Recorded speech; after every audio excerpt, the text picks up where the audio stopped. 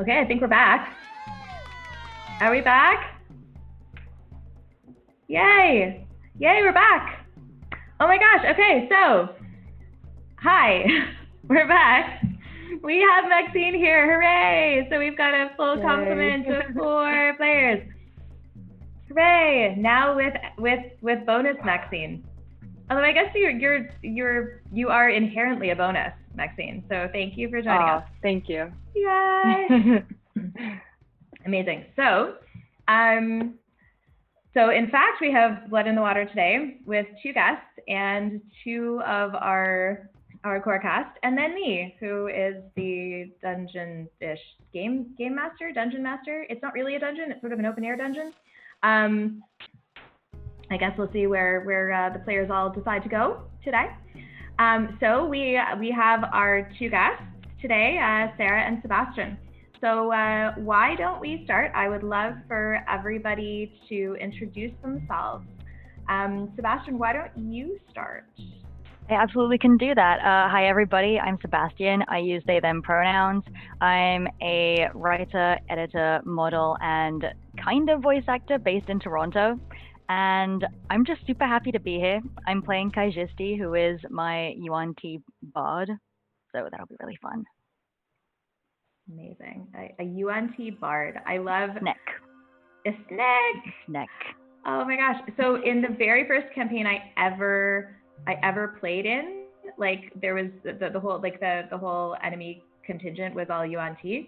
And I always like had wished that maybe like one of us could have played a UNT instead of like being like, oh, snakes are bad, because I'm like, I love snakes. Yeah, so, I like snakes too. Yeah, I love that you're playing a UNT. Okay. Okay, so Sarah, why don't you introduce yourself? Hello, yeah, I'm Sarah. I'm a cosplayer and a writer, and I'm just floating around the internet doing things. And I'm playing Sana, who's a Fire Genasi rogue. That's awesome. I love that your shirt says "Make Memories from Dreams," because at first it looks like just kind of like one of those like inspirational quotes, but then as soon as you think about it, you're like, wait, what? Yeah, I found it in like a clearance section of I don't even remember what store one day. I was like, that's kind of fun. That is the best ever thing that I think anybody's ever found in a clearance section. So yeah, no, I love it. And aren't we all just floating around the internet these days? You know? Yeah. I feel like that's the thing. I feel like that's the thing. So for those of you watching from home and or wherever you are, you can look at the chat. We've got a more complete bio for everybody that we put in chat, including like links to everybody's like further work and other things that they do. So go have a look at what Sebastian and Sarah are doing, which is a lot of really cool creative stuff. And let's have Meg introduce herself. Hi everyone, my name is Meg Gibson. Find me on Twitter at MegGibson. By day, I'm a human resources person, and then by night, I am a D&D person. Wish I could do D&D all day long, but bills gotta get paid. So I am coming back with Kagi, who is the half-orc paladin, who's a bit of a jerk of a paladin, but still just trying to do their best. And yeah. A bit of a jerk, but trying to do their best is such a mood right now. Like, that is my daily mood, honestly, I feel like, especially when I'm DMing this stream. Amazing. And last but definitely not least, Maxine. Hey, hi. I'm the reason we're late today, but sorry about that. I'm Maxine. Okay. Yay, y'all know me. So yeah, I'm playing Pisces. Don't remember what I am, but we'll see. We'll figure it out. Human yes, cleric? A cleric. You're a human cleric. Yes, a human as well. That's okay. I think so. So, yeah. So just in case you haven't noticed, we're not super big on like the mechanics of D&D on this stream. We're more sort of like, we take a holistic approach to Dungeons and Dragons, and or the other places and or mythical beings that we may encounter. Yeah, And then, of course, I'm Jess. I'm the DM for Blood in the Water. I am a college professor, and I'm the Chief Marketing Officer for Stormcrow Alliance, which is a cool chain of nerd bars in Toronto and Vancouver. And we also have an online store at shop.stormcrow.com. And I am going to talk about the thing that we're giving away today on the stream, which is the same thing we gave away last time on the stream. And if you won last time, then I promised your orders in the queue. The cool thing is these things are actually sold out right now, but I stole a few to give away on the stream. So if you want one before like December, you probably want to win this. This is called a D2020. It is a D20 for 2020. So it includes things like murder hornets and hand sanitizer and Brexit and all kinds of terrible things that happened this year. Some things are like terrible things. Some things are just like things that happened. But mostly they are generally not great. Like Tiger King. I mean, it was entertaining, but So, yes. So each D2020 comes in a dice bag. It comes with stickers to update the size just in case something happens. And then it also comes with a drinking game because that's what we're all doing. Yay, Scott! You got your D2020 and you used it at D&D. That's amazing. So yeah, so we will, after the break, we will have an opportunity to win a D2020. And like I said, they're currently sold out, and we're taking pre-orders for the second and last batch because they are custom made by us, and once they're gone, they're gone. But if you want one before December, you want to win these things. So yes, apparently I need to sing two songs after the break, neither of which I really know how to sing. So the break will be me madly Googling and or YouTubing those songs and attempting to sing them. So without further ado, let's go into setting the scene. So Blood in the Water is a horror game. It is set in a kind of foggy, misty type forest where strange things happen. It's kind of meant to be sort of like the Pacific Northwest. So there's a lot of fog all the time. There's a lot of humidity. It's cold. It feels really, really chilling. Sometimes the light isn't what you might expect for the time of day that it is. Sometimes the sounds are not what you might expect by the size of the things around you. Previously in the campaign, I did a 3-shot last year in this world, and we found that there were a lot of people and things that had too many eyes. In the first episode, oh, I love your face right now, Sarah. Wasn't expecting eyes. Yeah. Oh, yeah. Yeah. There's some eyes. Yeah. Now I have 3 songs to sing. Oh my God. Home for a Rest. Really? Amazing. Oh God. I love that song. I just need to figure out the words. So in the first episode of this particular campaign, which is an ongoing campaign set in the same world, we found some caterpillars with human faces. There was a tree that where in order to have eyes, you had to cut it open, and then eyes sort of generated there. There was a big, very large bird that was certainly magical, but nobody knew exactly what it was.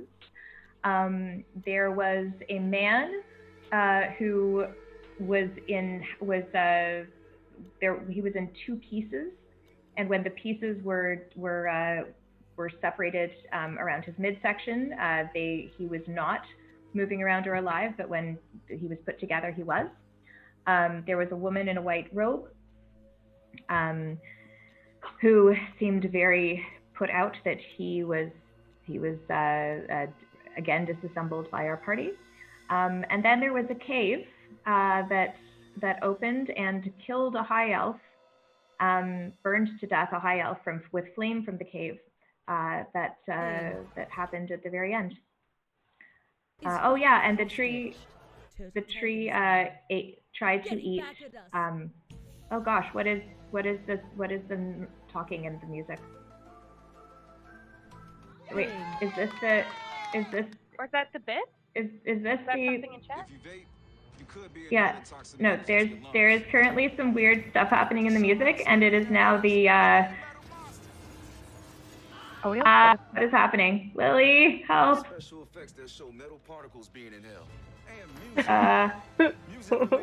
Lily, turn it off, please. Nothing is as scary as the facts. Vaping can deliver toxic metals like nickel and lead into your lungs.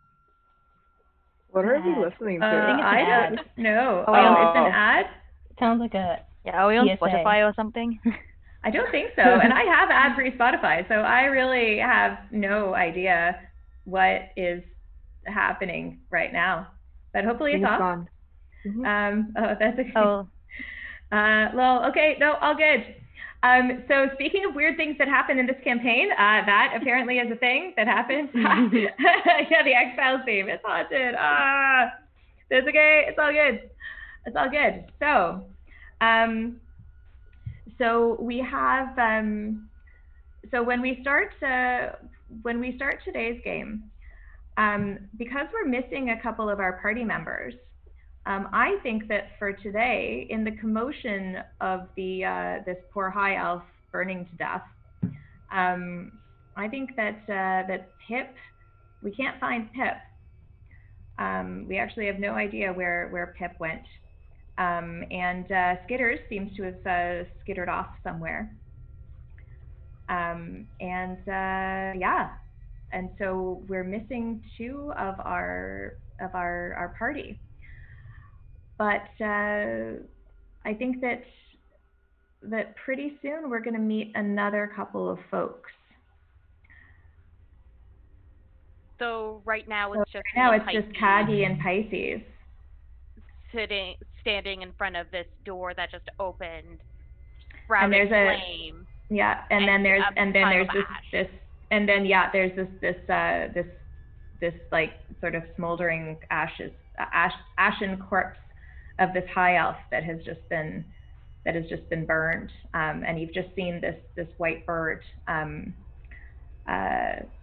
sort of fly away, and as you are sort of standing there completely taken aback, you see somebody else come crashing through the forest, and that would be Kaijisti.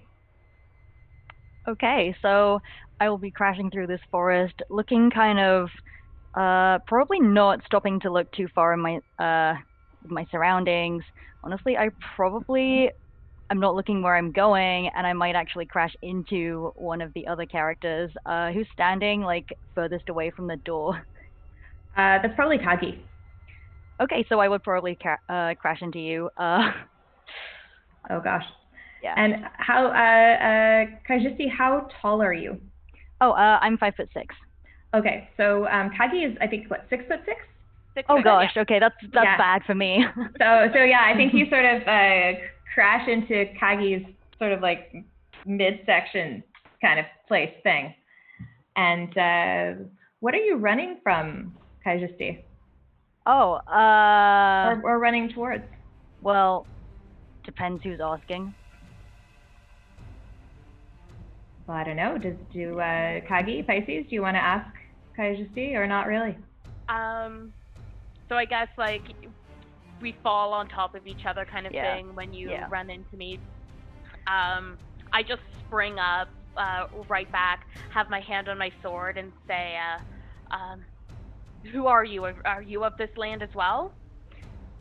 And I'll just kind of get up off the floor, brush myself off, try to look dignified, and say, my name's Kaijisti, rhymes with your majesty, but make no mistake, I don't respect the nobility. I'm traveling around to improve my abilities and to tame my magic of its volatility. I'm a playwright by trade and a poet by nature. No matter the event, I'll entertain for sure. I'm told I'm quite good, but I shan't say much more, except some say my work is to die for. I love it. That's my introduction. Well, that's a point of inspiration right there. Well, thank you. Oh, there you go. Best introductions I've ever seen. That was amazing. Finally, oh a bard that raps. Finally. Oh my god. Oh my god. Pisces just standing there clapping. That was art. Excellent. But then, like, once I'm kind of out of poet mode, I'll just turn to them and be like, well, yes, I am of this land. You could say that. Great. So you can help us. Okay. Help you with what? Also, what name do you go by? Oh, I'm Pisces. I'm Kagi.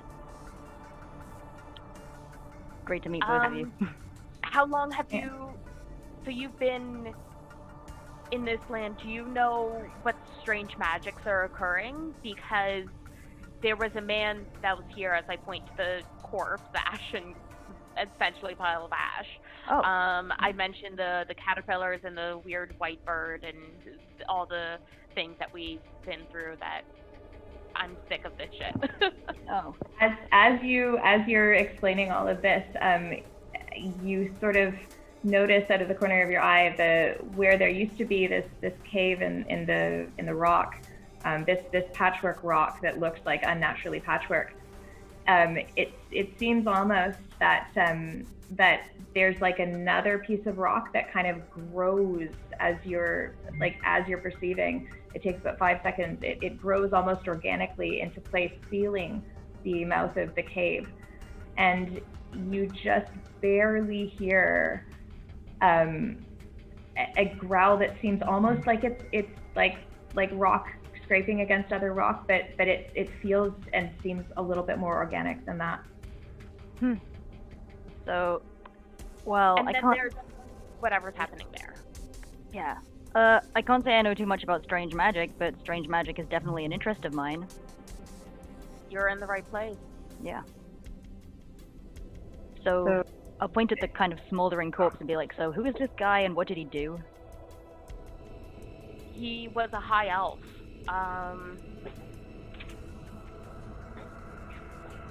He came from the raw. DM, remind me if anything I say is wrong. He came from the elf. There was a door that appeared that like melted, and then that door turned into this elf. Said to give me his, or no, he gave me his land. Yep. He gave me his land. He did. Oh, that's right. Sorry, that's out of character. That I claimed that I had killed the lovers when it was Pisces, and then in return I got his land, and then fire killed him. Sounds like he didn't have much of a plan. Okay.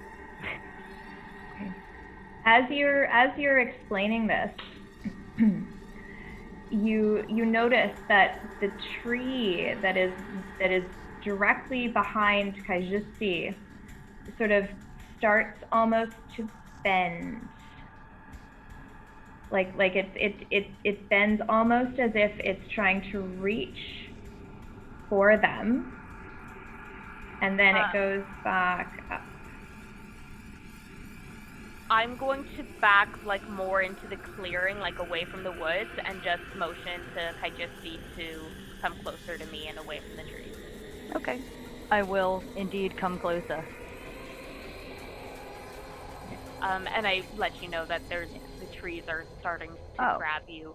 Have you had experience with those trees trying to grab you?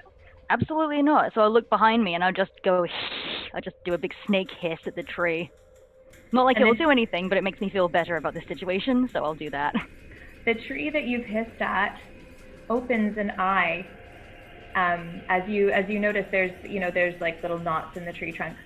One of those knots opens like vertically, not horizontally. It opens an eye, and that eye is brown, and that eye stares at you, and you can't tell with what expression it's staring at you, because it's just an eye, but it's certainly looking directly at you. So I'll turn around and I'll just back towards my new friend, but I'll try to keep eye contact with it and do my best not to blink. That's normal here, I think. Did they speak, these trees? Last time we had to give it a mouth. I can try, and I'm gonna take up my sword and. Oh, I mean it.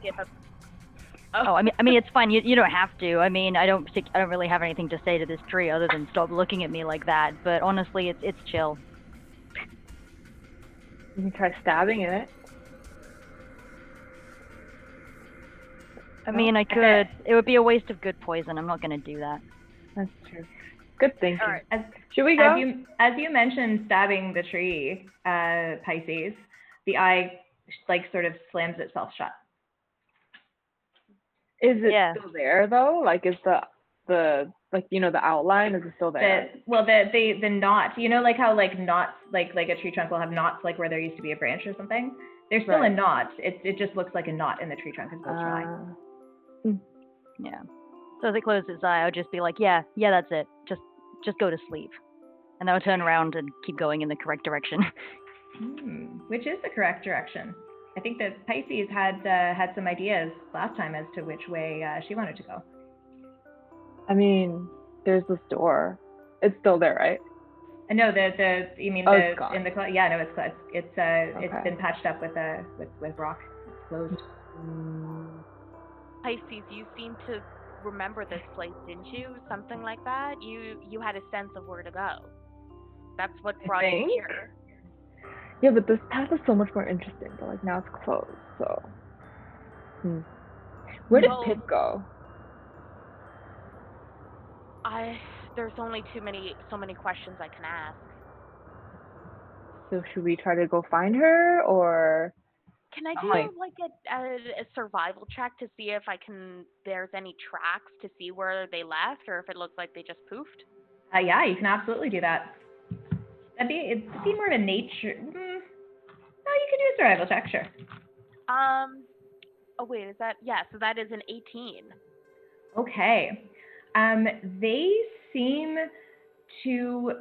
You're not 100% sure, but there are tracks sort of leading back into the forest the way that you came, but you can't tell if they're theirs.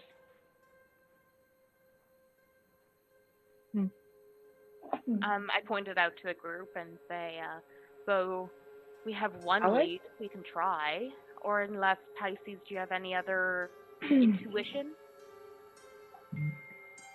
Do I still feel that pull within me? You do, yeah. Okay, tell you what. Let's go find Pip. I kind of feel bad. Okay. Yeah. All right. So you're gonna go back the way you came?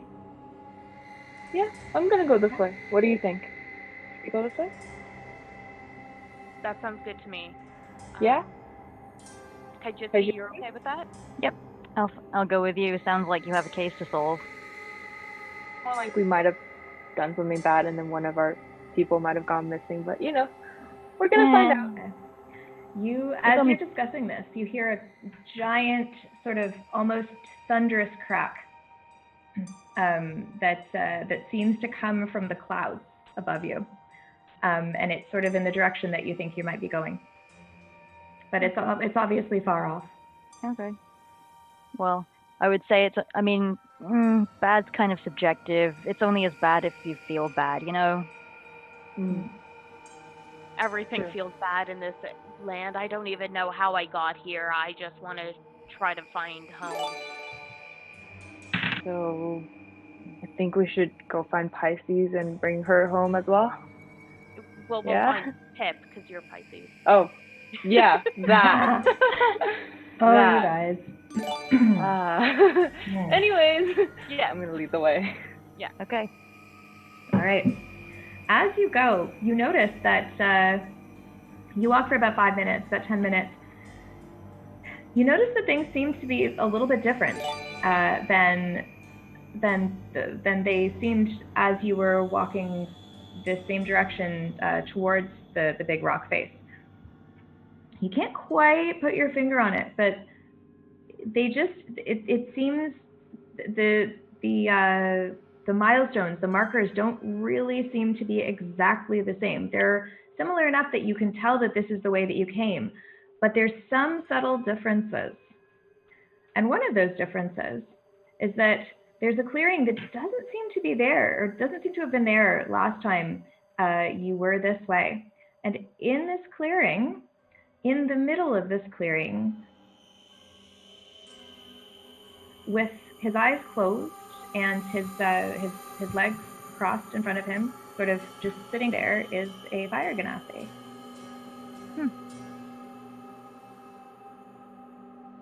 What do you all do? Are you going to say hi to him or no? I'm going to stand right there. I mean, he looks kind of he looks preoccupied. Like he's summoning something. I'm going to enter the clearing, just take like one step in. Greatsword is going to be out, and just to say, hello there. Oh, hey, how's it going? My name is Kagi. Are you of this land? I have absolutely no idea where I am, to be honest, and I've got this fiery hair situation, so I'm just taking a break in this clearing so I don't burn anything down. Yeah, fire genasi in a forest may be dangerous, but this whole forest is dangerous in itself. I'm going to put the greatsword away and ask, have you happened to see a kobold and a Pip was, I think, a halfling? Have you happened to see any of those creatures around here? Would I have seen those? No. Probably not, no. No, you wouldn't have, even if they were there, you probably wouldn't have noticed them. Sorry, I was taking a nap. I haven't seen anything. You all notice that that despite the fact that there's plenty of in theory, flammable material around this fire ganassi's body, none of it seems to be burning or even smoldering. Well, you don't seem to be too much of a danger to the forest, at least. I'm gonna stick out my hand to try to shake their hand. Okay. He shakes hands. Okay. Yeah, it's weird. And I don't feel any burning? I don't think that you. I mean, are you wearing like gloves, Kagi? I have splint armor, so I'd say I'm heavily armored. So probably some leather gloves. Yeah. I think probably you're not burned, but you would, just so you know, you would have the same effect as like anybody else touching a fire ganassi. So the forest effect of not being burned is maybe different than what you might experience. Okay. Like I felt some heat then. You felt some heat. Okay, perfect. Yeah. I'm gonna wave over to Pisces and Kajisti. I'm not sure if I'm saying your name right. I'm so sorry.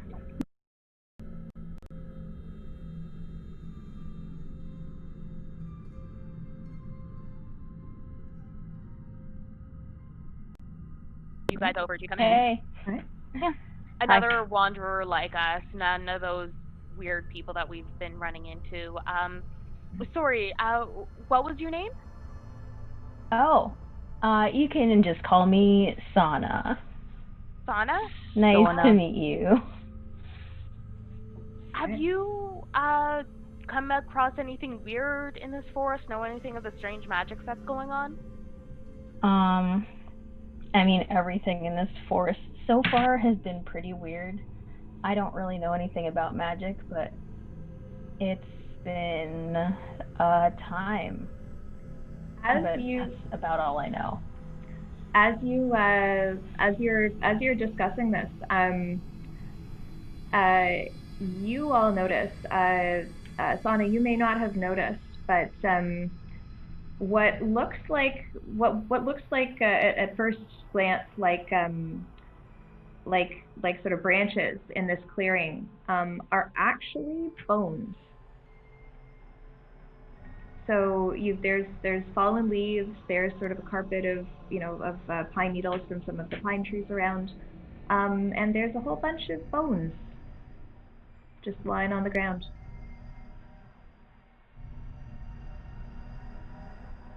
As you watch, one of those bones seems to sort of slowly shift its position.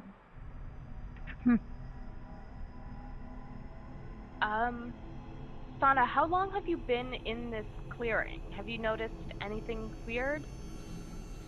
Excellent question, actually. How long would I have been just chilling there? Probably a couple hours.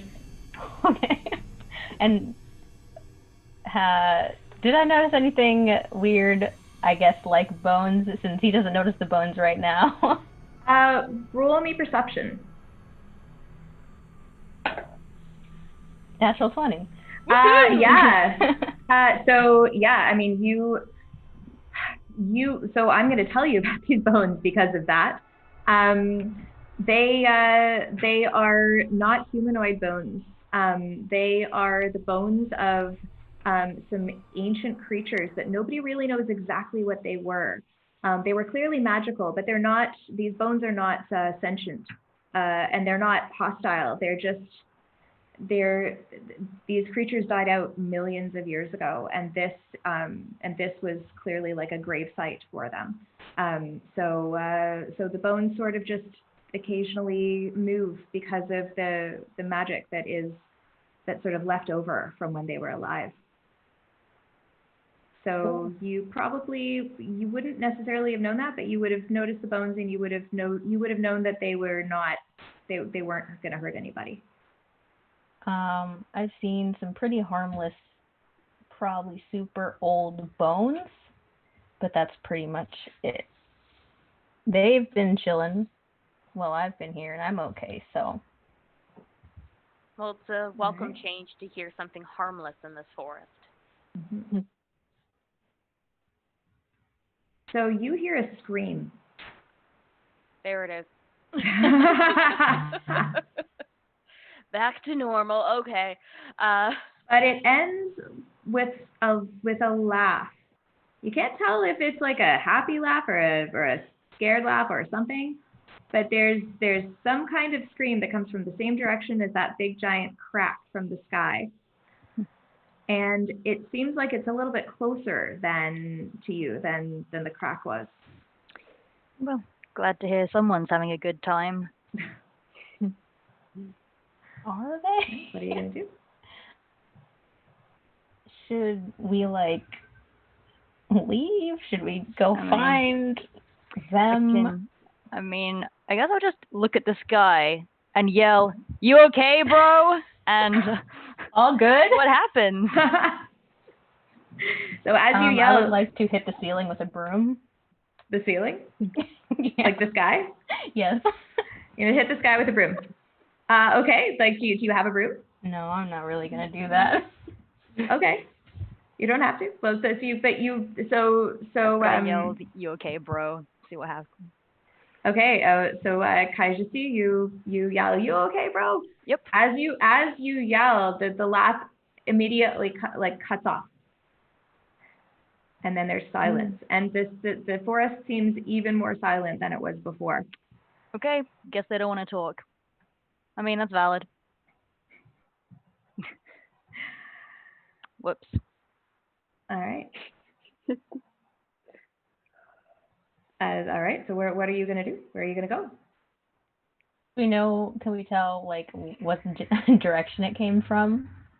Yeah, it sort of came from about the direction that you were going before. Oh.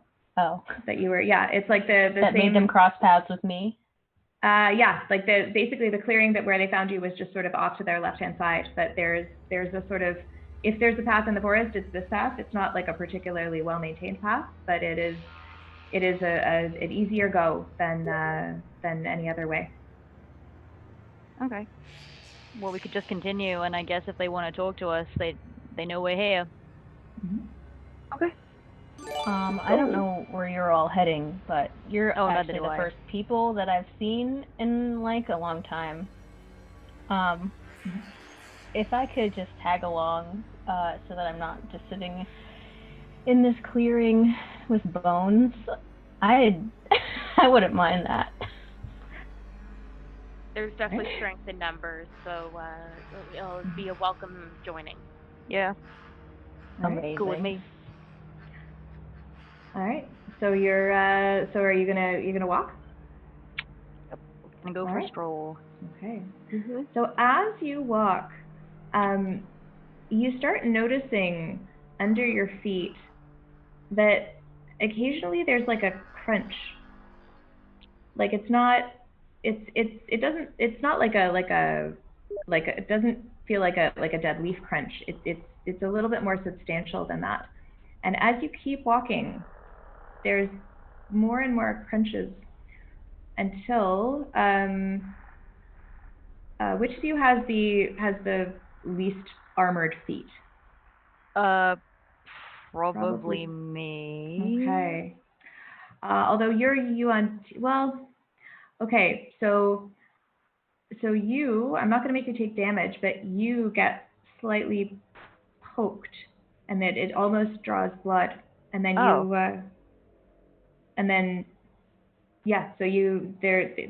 one of these crunches seems to almost like create like a little bit of pain in one of your feet. Oh, okay. Can I look down and see what it is? Mm-hmm. Yeah. You look down. Yeah. Yeah. And what are you gonna do? Can I do investigation? Mm-hmm. Or is that nature? I don't know. No, you'd roll investigation. Okay, investigation. Mm-hmm. See. Just a d20. Yep. I rolled a 15. Okay. So you notice that you sort of like, ow, you look down, you go down to your foot, and you notice that, like, this is a forest floor. There's some ferns, there's some moss, you notice that it looks like there's just a leaf by your foot. But that seems to be what has cut you, and when you pick it up carefully, it seems to be made of glass. Oh. In which case I'll just kind of I'll be like, hey gang, careful where you tread. These leaves seem to be made of glass and it's kind of prickly. You might want to watch where you step. What a strange place. It just keeps getting stranger. The leaves are sharp? I think so. It just poked me in the foot. What is this place? As you ask that question, the mist seems to get a little bit thicker. Okay. I think I remember Pip mentioning something about souls in the trees, and they were here before. Pisces, you were here before too, right? Wait, the souls in the tree. You could have led with that when the tree was staring at us weird. I said it was normal. This is my first time here, and I'm just trying to get out as quick as I can. Okay. Yeah. Souls in trees. Okay. That's fine. I guess if they have no reason to be annoyed with us, we have no reason to be annoyed with them, unless they give us a reason, There's another scream, and then a laugh. Does it sound like the same exact person or voice? In fact, it sounds so identical that it almost, this is like sort of a medievalish setting, so you wouldn't know what a recording is, but you would be struck by the extent to which it sounds exactly the same. Exactly. I don't know what I would roll for this, but can I make a check to see if this is an illusion? Because if it's that eerily similar, that's suspicious. Do you have detect magic? I do not. You could, let me think of how you can do this. You could roll an Arcana check. Okay. Oh, I could do that. Let's see. Mm-hmm. That's a 9. Not so good. Yeah, it's clearly not natural, but you don't know exactly in what way it's suspicious. Okay. But there's clearly something off about this. Okay. Well, I will say out loud, I wonder if it's an illusion, because it sounded exactly the same as the last one. So, really makes you think. Right. Mm-hmm. Well, Where are you only going? one way What to do you find out. Forward. Okay. Oh, did it sound like any further or louder than last time? Or like when you say exactly the same, it was same volume too? Pretty much the same volume. Pretty much the same volume. Although maybe someone's following us and messing with us. They're trolling us. Well, if they are, then they're a coward. I'm out, cowards. Yeah, exactly. We'll take them down. Yeah. The mist suddenly gets really, really thick. Okay. You can see each other, but it seems almost as if there's like a wall around all of you, made of mist. You can just barely stop see shouting the things trees. into the air because it's getting upset. Well, I mean, if it's just gonna make thick fog, then like I don't really see how. This is fine. Like you never seen thick fog before. I mean, I don't necessarily like it. A little too thick. Mm-hmm. I usually care. As you discuss that, the idea that like the fog is too thick, it actually thins out for you. Oh, but again, that's nice. Again, your surroundings they're familiar, they're similar, but they're not exactly the same as they were. And you can't tell exactly how they're changed. So it got thinner when I said it's too thick. Well then, let's see what happens if I say it's too thin now. See if it gets thicker. Hey, it's too thin. It gets a little bit thicker. Okay, be gone. Yeah, be gone, fog. It gets really thick. Okay, actually, you know what? Sure, you can stay. You're more than welcome to chill here. I would however welcome you want. the most fog possible. So the fog sort of coalesces into a shape that like it's not quite humanoid shaped, but it seems almost to sort of get like become thick, like so thick that it's you can't possibly see through it. And then there's a flash, and then you see, like when your eyes can see again, from one of the thick branches of the tree in front of you, you see the corpse of a man hanging from a noose. His skin is pale white, and his hair is like straw on his head, and his head is tilted at like this unnatural angle, as if he's been hanged. And he opens his eyes and looks at you. So I'll look at him back and be like, so, how's it hanging? I take psychic damage.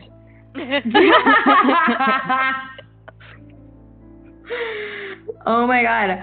I absolutely love Kaijisi because Kaijisi does not give a fuck. They kind of just like this. Whatever. Yeah. Yeah. So this man sort of looks at you and says, "Are you done?" Done what? Teasing me. I mean, I could be done if you'd prefer that. I would. Okay. Be fair. We didn't know you were there. Yeah. Also, I didn't. Honestly, I only half expected you to reply. You didn't. You don't look so good. I beg to agree. Have you seen the babies? The baby what? Sorry? I hope I never do. They're small, and they have faces, and they look like caterpillars. We but saw they're caterpillars. They're not caterpillars. No, when I squished them, I heard this humanoid sound of a scream and then quiet. It was unsettling. Oh, they're not human either. They're the larvae. You don't want to see what they grow into. Actually, I do now that you've mentioned it. I'm kind of curious. Can I ask who you are? You can ask.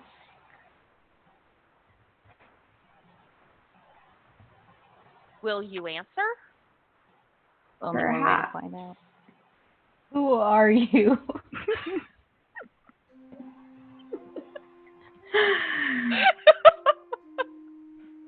I'm someone who has been unlucky in my encounters in this place. With the grown babies or just in general? They were part of it, but and he sort of closes his eyes for a moment, and he says, I bear some responsibility. And then as you watch, he's sort of like, he's wearing like breeches and he's got kind of a, like a sort of like tattered shirt on. And as you watch, a giant eye opens up in his midsection. Oh. Sarah, your face is so good. The eyes. Yeah. Yeah. There's a giant eye that opens up again vertically in his midsection.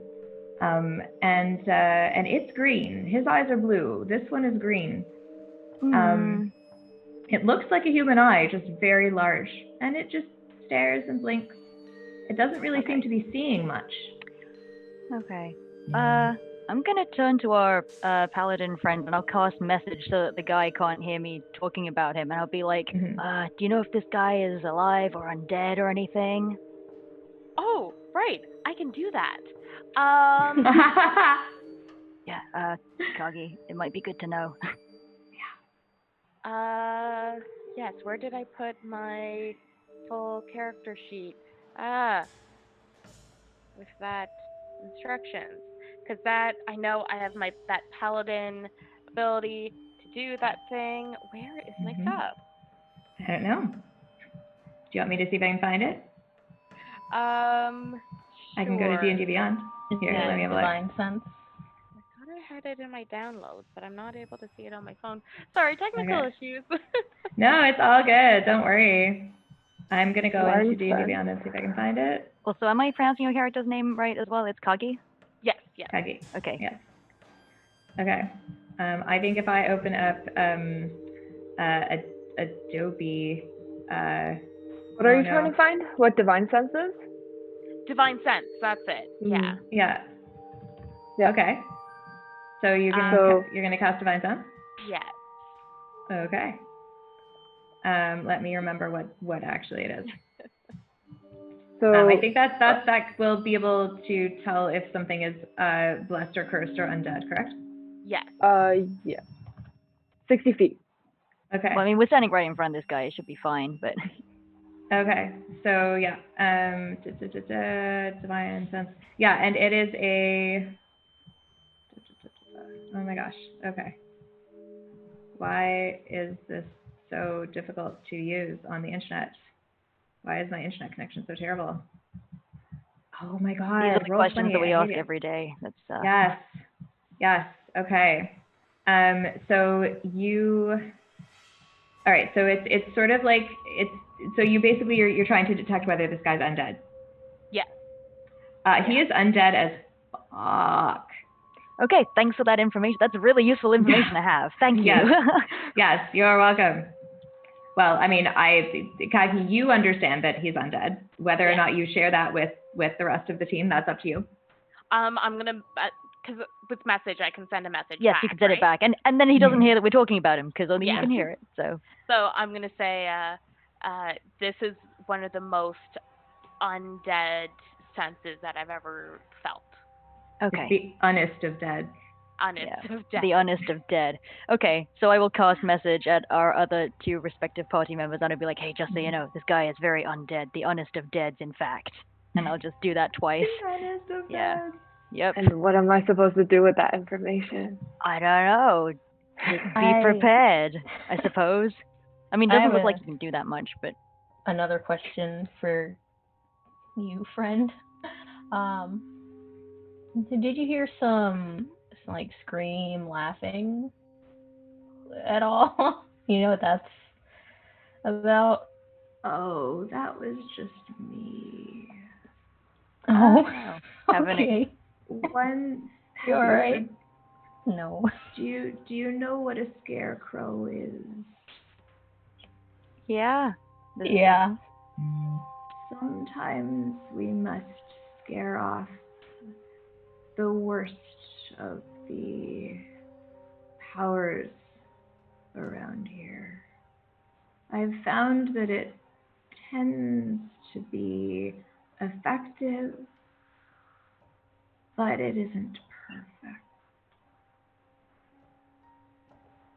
Which ones are the worst?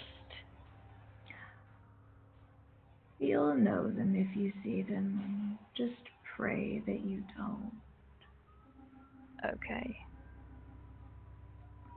But I will tell you, don't eat the little one.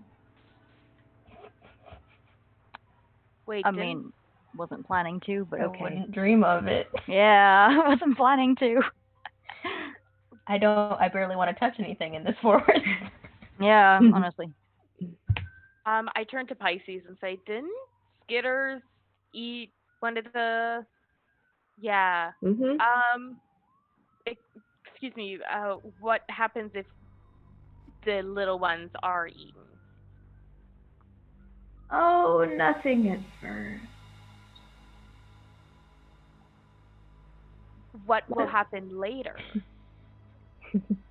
Well, that depends, doesn't it? Depends on what. Well, how old were they when they were eaten? Who ate them? How good are they at compartmentalizing their food? How much do they tithe to the great ones? How far are they from the cathedral? That's a lot of How much sunlight reaches them? All of these things. There are so many more factors. And the eye in his midsection just blinks and blinks, almost as if it's trying to tell you something, but it's just an eye. Okay. Can I roll insight on the eye? Yes? If it looks like it's trying to tell us something. This is not a great stat for me, but oh, okay, that's a soft 20. Oh. Soft 20. Yeah, well, that's okay. You can tell that it is trying to communicate. You can tell that it is in some way separate from the man himself who's talking, but you can't tell what it's trying to say. Okay, it's not like blinking in Morse code or something, like... It's not doing some kind of thieves can't blinking. Yeah. No. Is it? No, that would be awesome. That would be awesome, but no, it is not blinking and thieves can't. I mean, you can tell with a soft 20, you can tell that it is trying to, that it's trying to communicate, like it's trying to say something, but you have no clue what it is saying. Okay. But what I get from this is that it's attempting to be helpful, but it's still not super helpful. So maybe helpful. You don't know if it's trying to be helpful. You just know it's trying to say something. Okay. You have no idea for what purpose and what it is or why it is trying to talk to you. Okay. Can I make like a perception check just around us to see if it's trying to warn us that something's approaching or something? Absolutely. Absolutely.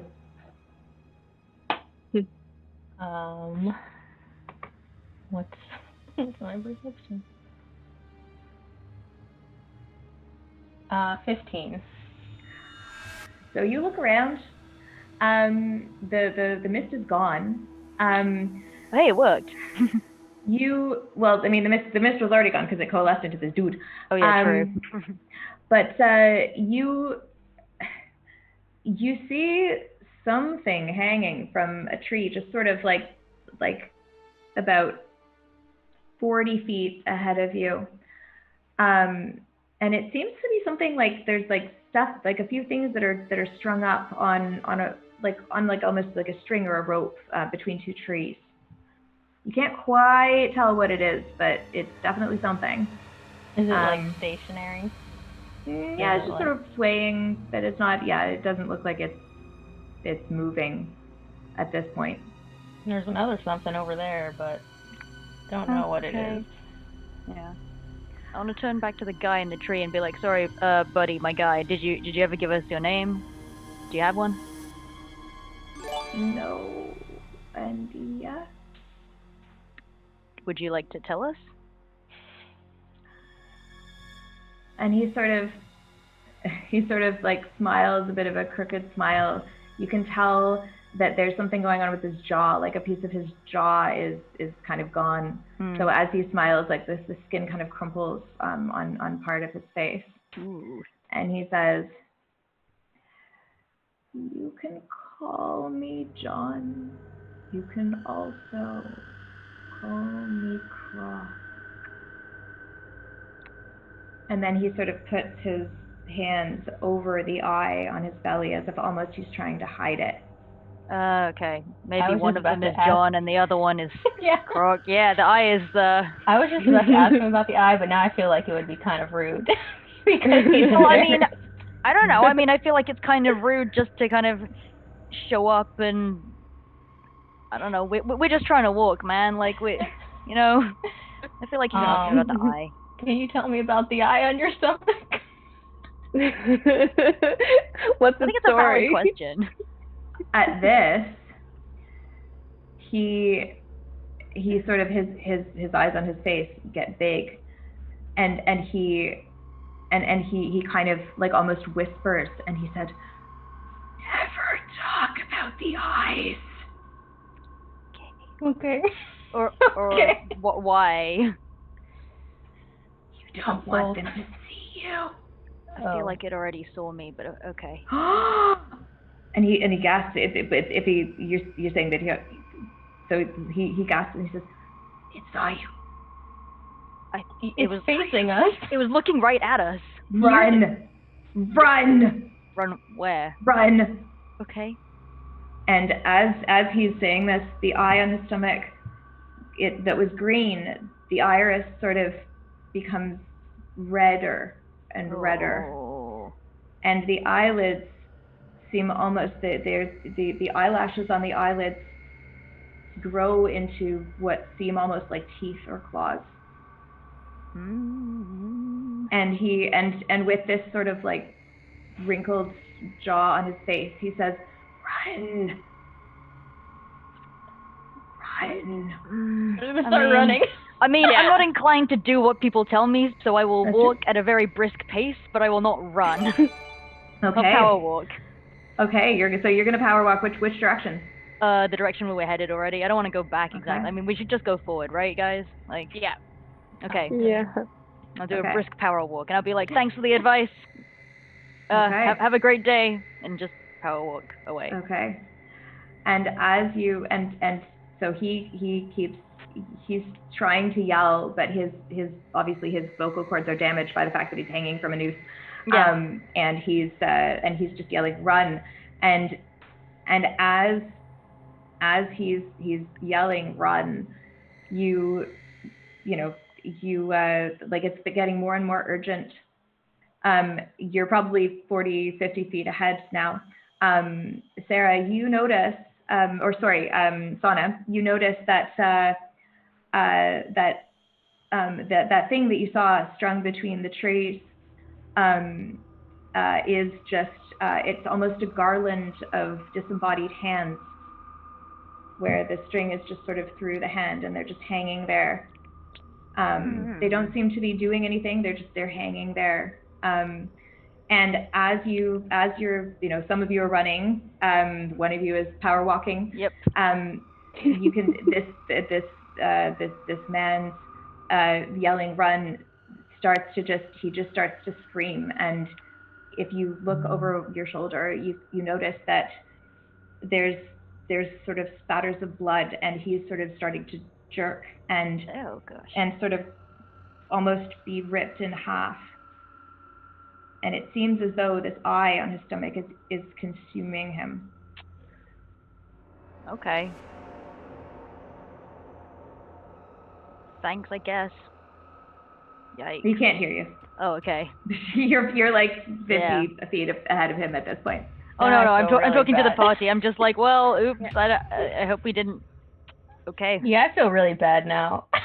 I mean, I don't know if we did anything. I mean, I feel like if he already had the eye, like, the eye is probably going to eat him at some point, but, It's probably because we asked about his eye.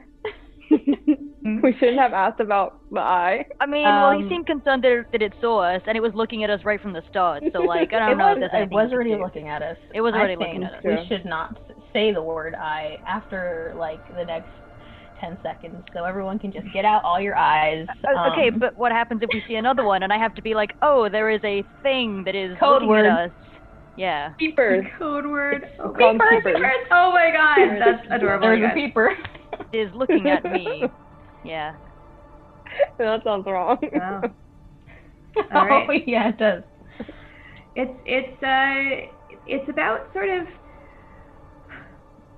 6 o'clock in the evening by this point. And it's sort of getting to be late afternoon. You're continuing, I imagine? Are you keeping walking? I think so, although honestly, like, I probably would have stopped power walking by this point, just because if we've been running for like an hour, we're gonna get tired, and I'm just like, well, I mean, I think we're good. I would have stopped running after we're out of the immediate area. Yeah. Okay. Yeah. Okay. Yeah. All right. Did I encounter any more of those weird glass leaves? Because I have been occasionally looking down to see if, because I'd rather not be stabbed through the foot. Yes, that is true. Okay. Well, were you like keeping an eye out as you were running? I would. As you're walking, rather. Again, like once I was out of the immediate vicinity, yeah, but probably not instantly. None of them cut you, but you definitely kept hearing some crunching. Ugh. Okay. Yeah. Yeah, and ground is still real crispy. Crispy. I love it. Good to know. Yeah. All right, and so this area of the forest it's a little bit more sparse. It's one of I don't know if you've ever been in a forest where there's like the trees are a little bit further apart, and then there's just like a carpet of like brown pine needles. With occasional logs. Like it's not like a sort of like really really thick forest. It's more of like a thinner forest, and so there's more light that can come through the treetops, but the trees are sparser and they're larger, so they're taller. And so you're surrounded by these kind of trees with that are, a lot of them are evergreen as opposed to deciduous, and they're sort of tall and slim trunked, and around you just see kind of like a almost a beautiful carpet of pine needles. Well, it's a nice change from the crunchy glass leaves. Unless there are also crunchy glass leaves hiding underneath this nice carpet. Can I investigate to see if there's crunchy leaves? You can. Okay. Can you roll? Yep. 21. Soft though. No, that's okay. Yep. These pine needles don't seem to be glass. So they're like, if you go into like off the path into this area of the forest, then no, they're not glass. They're not. Okay. They're not crunchy or sharp. Okay, that's good. I'm relieved at this. You're relieved. Yeah, relieved. Oh God, sorry. Why are you apologizing? That's funny. I'm glad somebody other than myself found it amusing that I said that. You're relieved. So it's this seems almost to be like a calmer area of the forest. It seems to be, you feel there's a sense of sort of calm and almost peace that comes over all of you. Okay. I want to appreciate it, but I'm suspicious. Because everything else in this forest is, not this.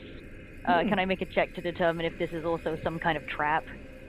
Let me have a look at your character sheet to see how I can help you do that.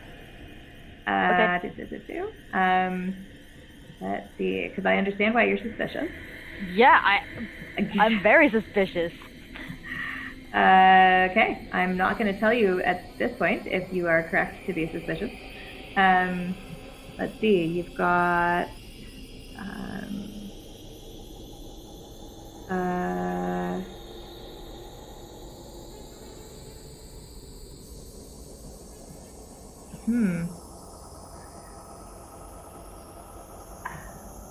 I guess identify doesn't really do that thing. No, identify has to be like an object. So yeah, it has to be an object. Yeah. And you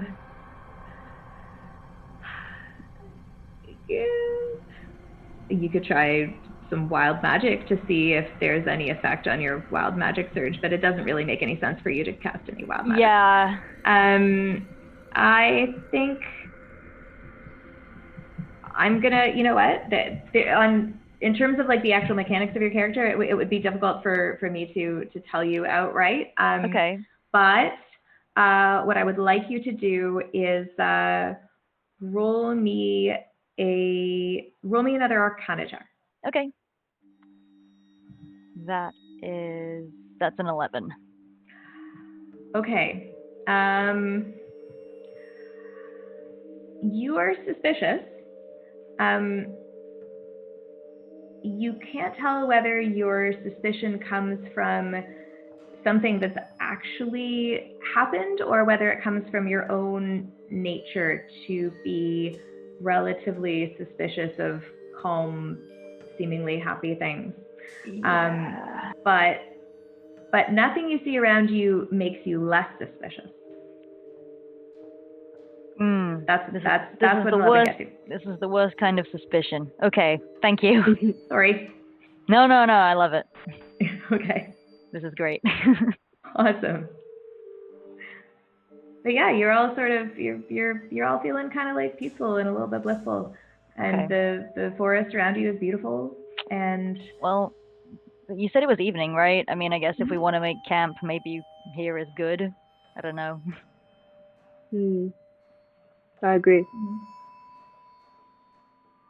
Yeah, I guess it's probably the best place. Yeah, I mean, I'm just, I don't know, I'm just gonna wait for us to start trying to pitch a tent, and then like clock strikes midnight, and then this turns into the absolute worst part of the forest possible, and we're just. It seems like that's where this is going.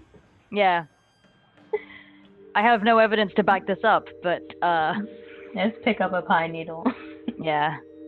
Oh, sorry. What did you just do, Sana? You picked up a pine needle? I just picked up a pine needle. And what did you do with it?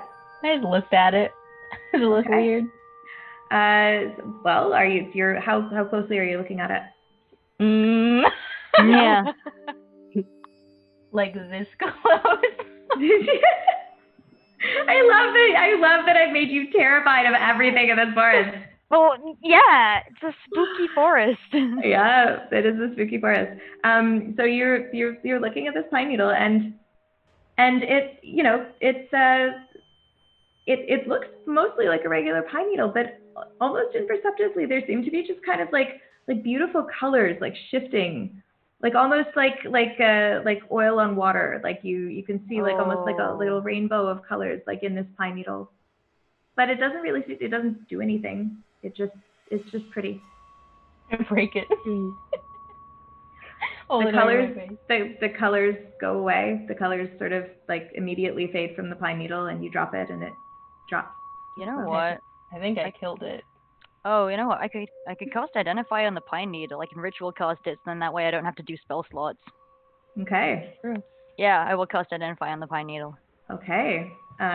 Let me see what information you get from Identify. Yeah, I put that spell in my sheet. Yeah, I saw it. Let me just.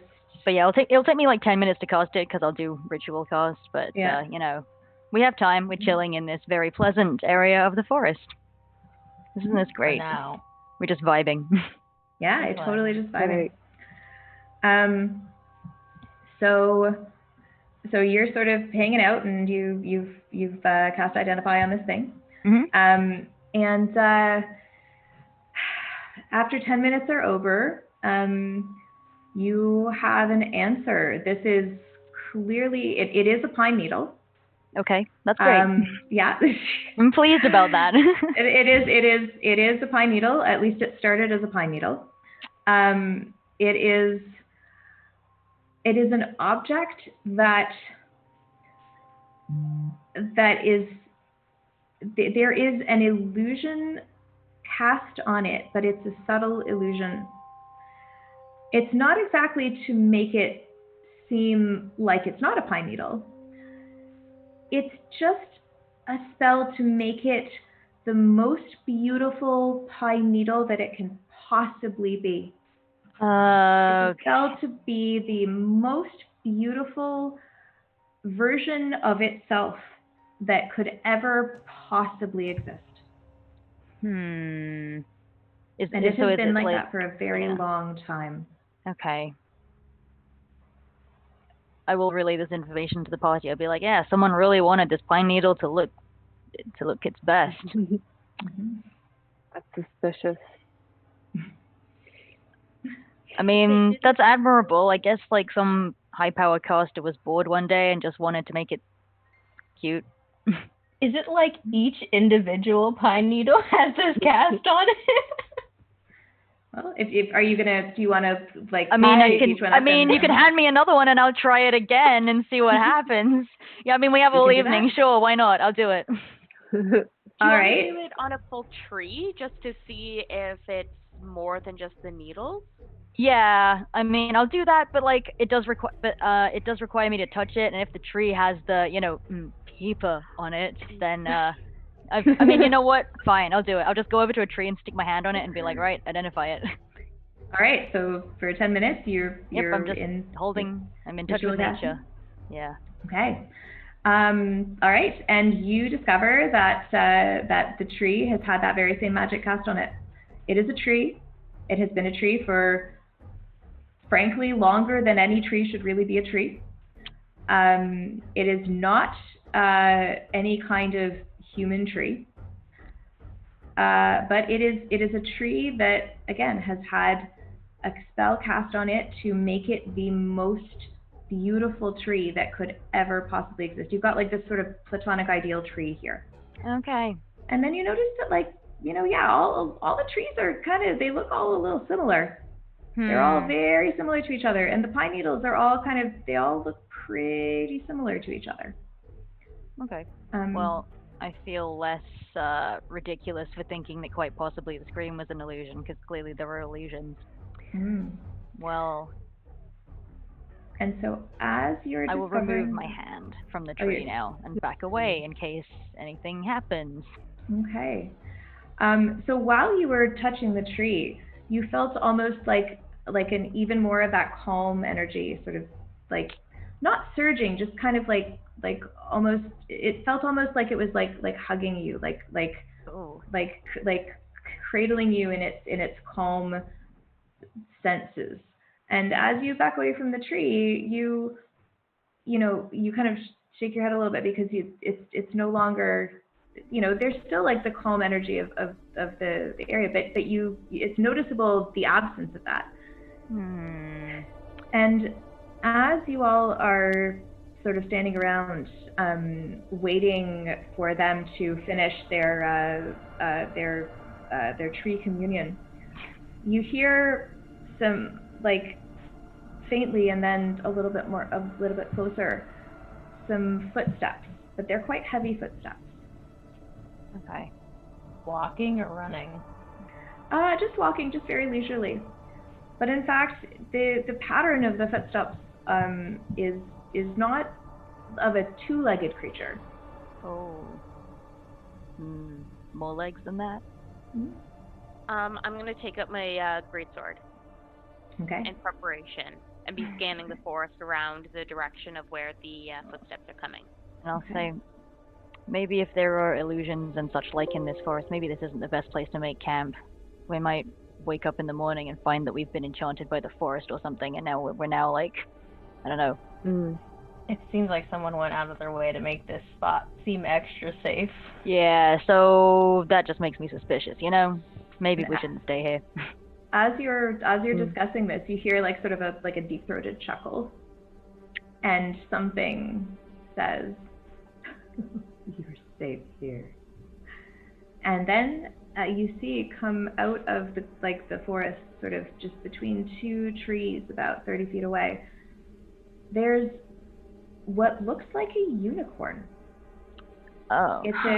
It's a horse-like creature. It's you know, got like a white mane, and well, it's sort of like a very, very pale mane. It's like palomino. If you know like horse colors, it's like sort of like goldenish hay colored like fur hair, and then like a paler mane, and its eyes seem golden as well.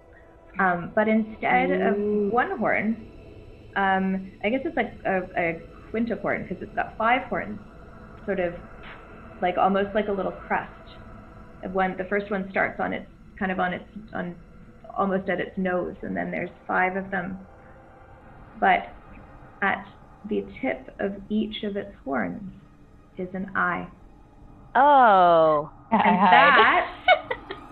And that is where we're going to go to break. Ooh. Wee. Kinda. Yeah. Yeah, it's all right. We'll be back in like 10 minutes. Creepy, Jess. So, can I tell you, the inspiration for that creature came from my 11-year-old. Oh, really? My 11-year-old daughter, like, we were chatting the other night, and she said, you know, it would be really weird if there was a unicorn, but it had 5 horns, and it was creepy. And I was like, can I incorporate that into my campaign? And she was like, sure. And so, children are terrifying. That's children are absolutely terrifying. They are. Yeah, children are wild. Yeah. She's gonna end up a DM one day. I don't know. I would have her DM the stream, but I'm not putting my 11-year-old on the internet in that way. Yeah. So instead, I'm going to use her creature as inspiration for my creature. She didn't mention the eye thing though. That's all me. The true team of it.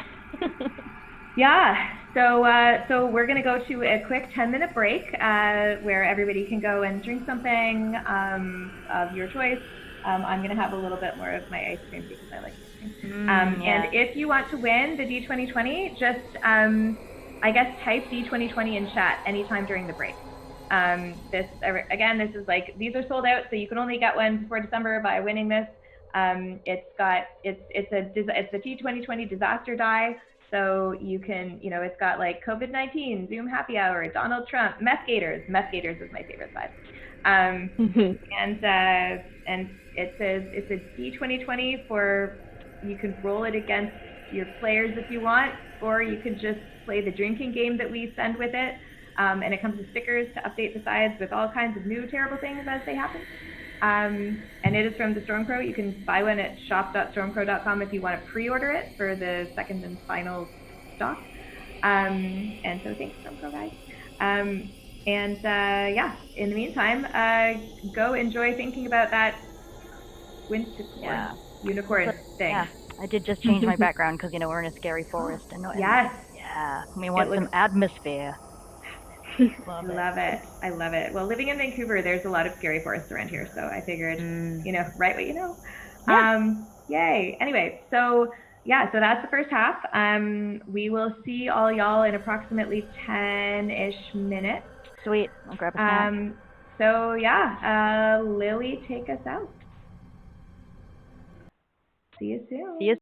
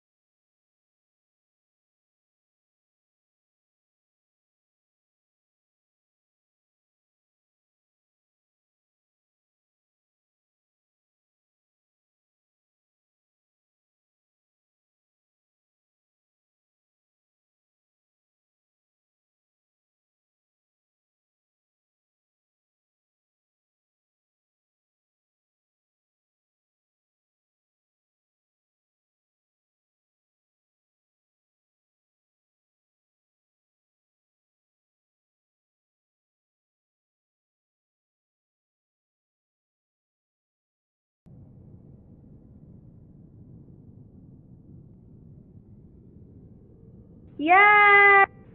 Hi! Amazing! Hi everyone, welcome back to part 2 of the session 2 of Blood in the Water on Roll for Damage.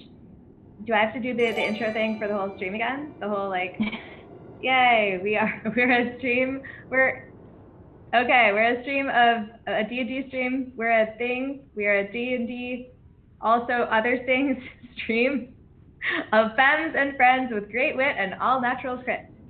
And we are playing a really cool, creepy horror homebrew D&D 5th edition setting today.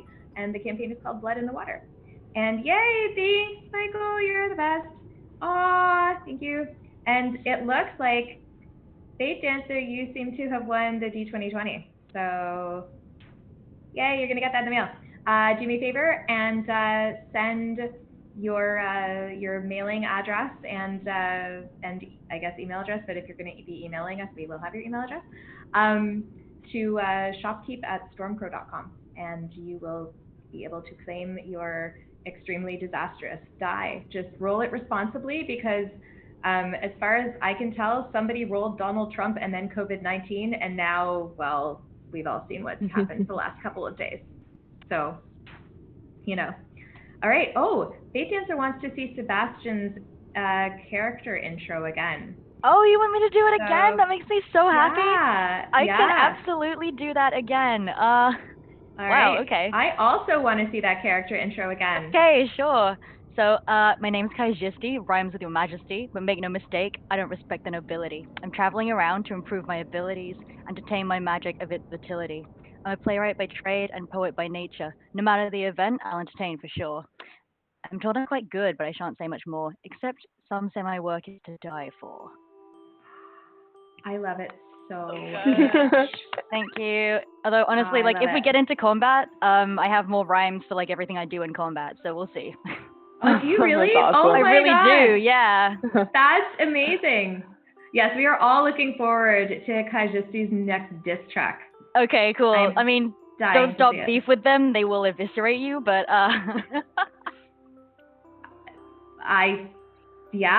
well, you know what? We'll see what kind of beef y'all start today. Or don't, but it's going to be entirely up to you. There will be opportunities for combat should you choose to make them. There will also be opportunities for you to avoid combat should you choose that way. Okay. But yeah, why don't we see what happens in this weird-ass forest of ours? So, just to recap, we've had some really weird stuff happen in the first half. And right now we're in an enchanted forest clearing where everything is the platonic ideal version of itself. And we've just had a creature walk into this beautiful clearing. That is a unicorn, but it's sort of a quinticorn because it's got 5 horns. They start just above its nose, and it's like a little crest up its head. And at the tip of each of its horns is an eye. And you see this creature. Okay.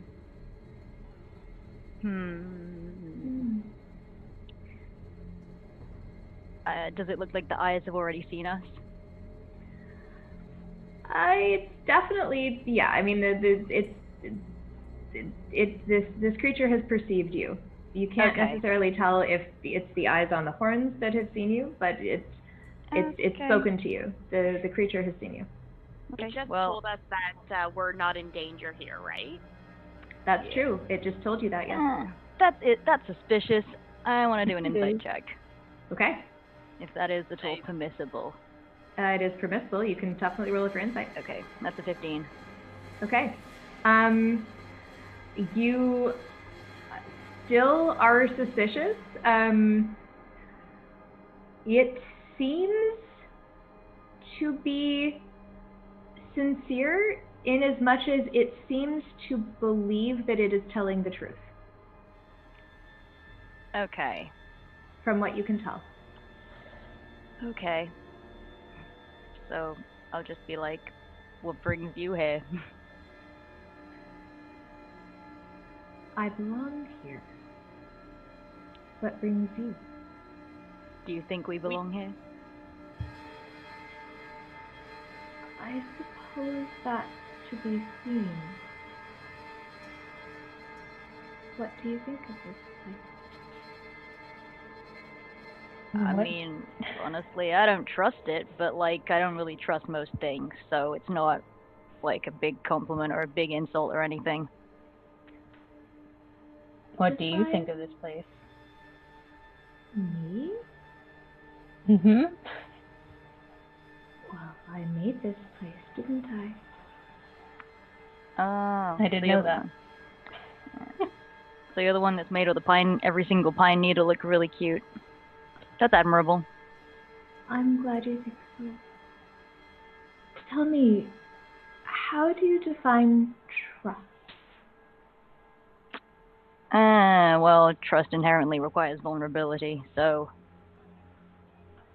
I mean, I define trust as in someone who... You trust someone in that they have compromising information about you, but they choose not to use it against you. This is fascinating. Well, you're certainly vulnerable. You just said we were safe. I did. What's the truth? Yeah, like what... Can you not be safe and vulnerable? You got me there. Wow. What exactly do you think will happen here? Well, I feel like we saw the worst case scenario with John back there. At the mention of John's name, a couple of the eyes on the horns blink, and the unicorn says, "We don't speak of such things in this play." why not? Was he a buddy of yours? No, Oh. he was not. He is not. He will not be in future. Is he an enemy of yours then? I don't think about him much. Are you responsible for hanging him? Not this time. Okay. I feel like you guys have history. That's possible. Did you say not this time? Yes. Were there multiple instances of this specific person being hanged? Like that. Use the word person in a very interesting way. Sometimes I just say things. I don't think about the greater meaning of them. I mean, he was A sentient particular and... being? Yeah. He certainly was something. I'm not sure even he knows what he is. So... But yes, he has had several incidents. Tell me, did he eat himself this time? Well, if you consider the big eye in the middle of his body to be himself, then yes. But other than that, no. Like the eye kind of ate him. At the mention of the eye, the eyes on the horns blink, and this creature says, "Would you like to rephrase that?" No. I said what I said. Interesting. Interesting. And you sort of see, like, you know how like horses will, if there's like a fly that lands on them, like they'll do a shake, kind of like, shudders. Yeah. There doesn't seem to be a fly, but you can see like their, you know, their left flank. This horse like sort of shudders as if there's something that's landed on it, or as if it's uncomfortable in some way. Yeah. And then it happens again on the other flank. And it just sort of seems to be shuddering a bunch. Okay. Also, what should we call you? You don't have to call me anything. I'm the only one. Okay. In what way would you call me? Do you think that I would come if I called?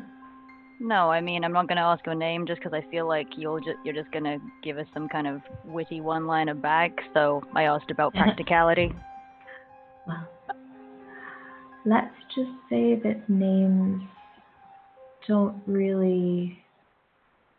they don't do the same job here as you might be used to. Okay. Naming something is very complicated.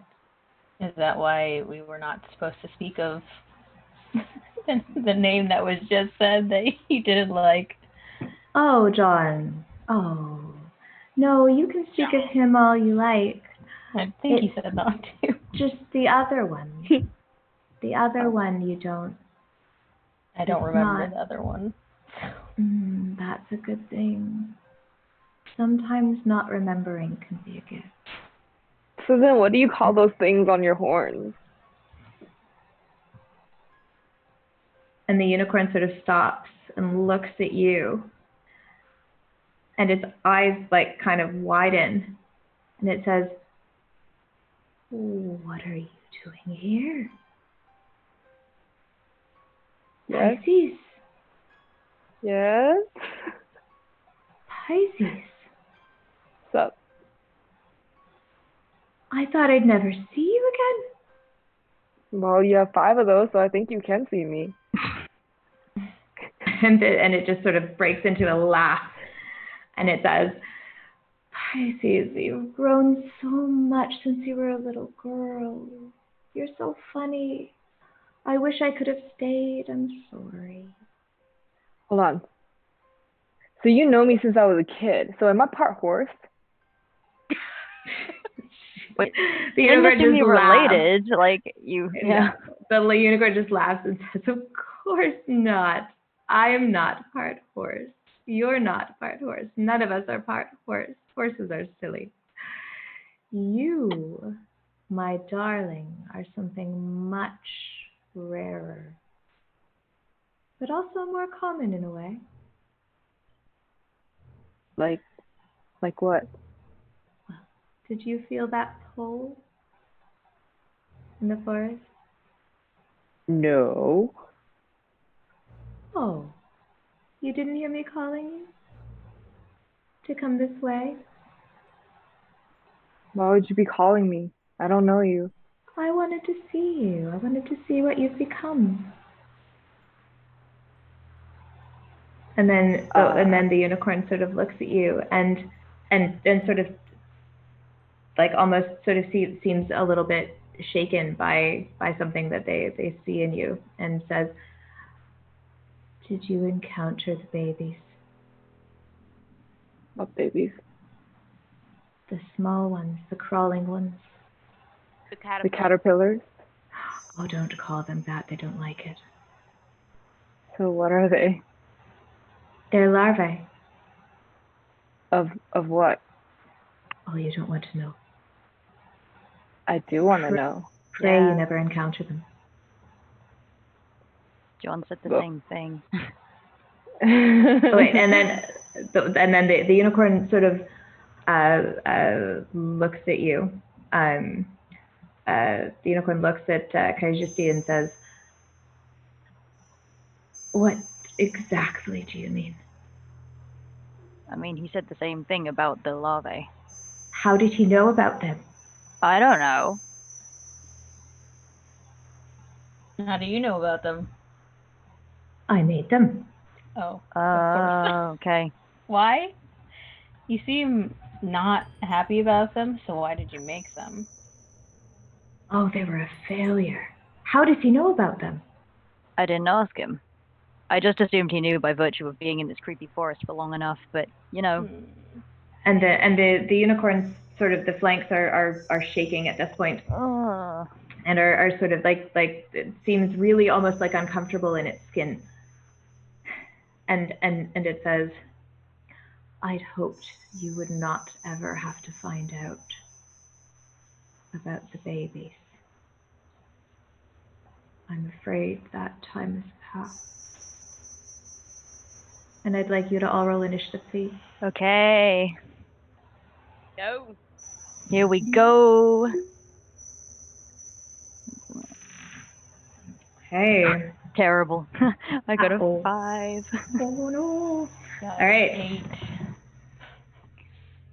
Okay, so Kajusti's a 5. Yep.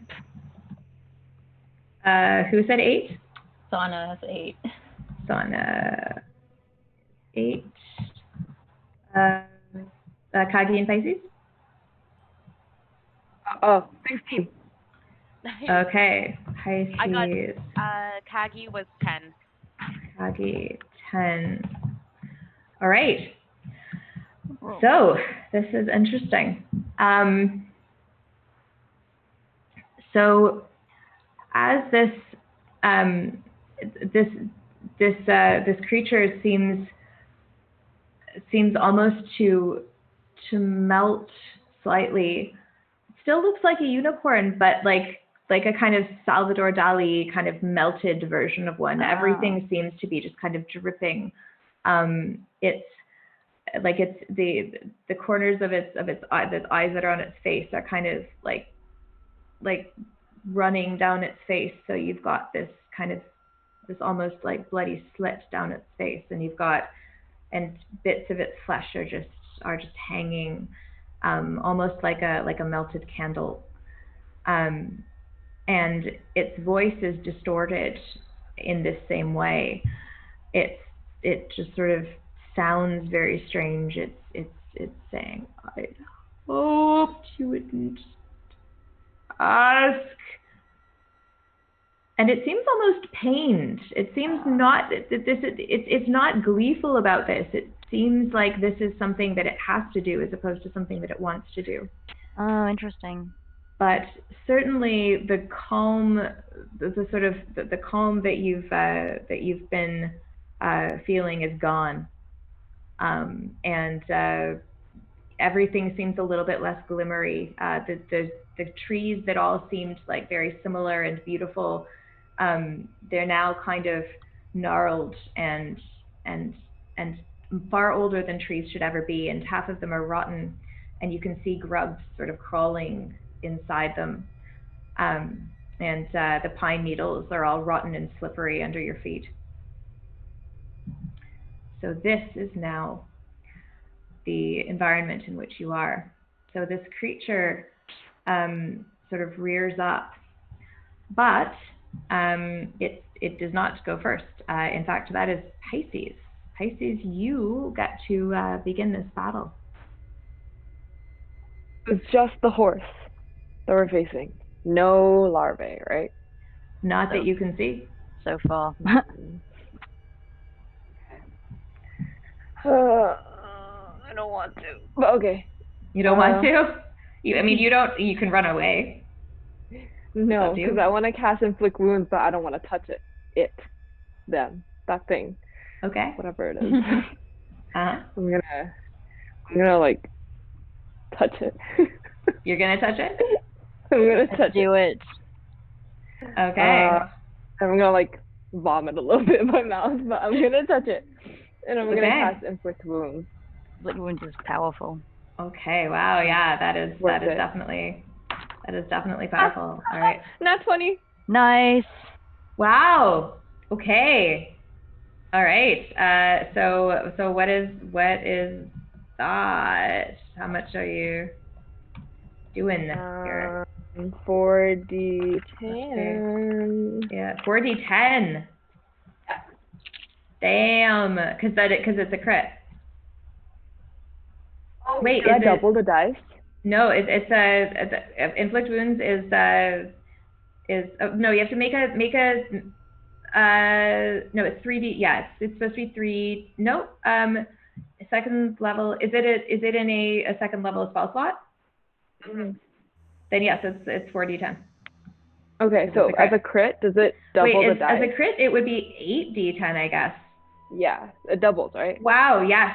Yeah, so you're gonna be rolling 8d10 here. Oh man, Oh my well God, this could be over quickly. Wow. Oh my Oh God. man. Wait, okay. The best laid plans. Okay, worth the touch. Good Lord. Okay, I'm really bad at math, so I got That's okay. a, what is this? Is this a 9 or a 6? I'll say 6. And a 6 plus a 9. That's Okay. 15, Yeah. And then 2, 17, 1, 18, 1, 19, 6, 20, 19, 26. 25. 7. Okay, 25 even, sorry. Yeah. So 7 and then 4. 36, I think. Yeah. Calculate again. Yeah. Yeah, 36. Okay. Teamwork. Well, it's not one-shotted, but it's hurting. You basically, like, as you know, you sort of lay your hands on this thing, and it kind of, you almost make it like melt more. You like, as you sort of, you put your hands on the side of it, and it makes one of its like one of its forelegs kind of melt so far as to be unusable. It kind of like melts almost into a puddle on the ground. Its tail is just completely messed up. Its entire face, like half of it kind of caves into the other half.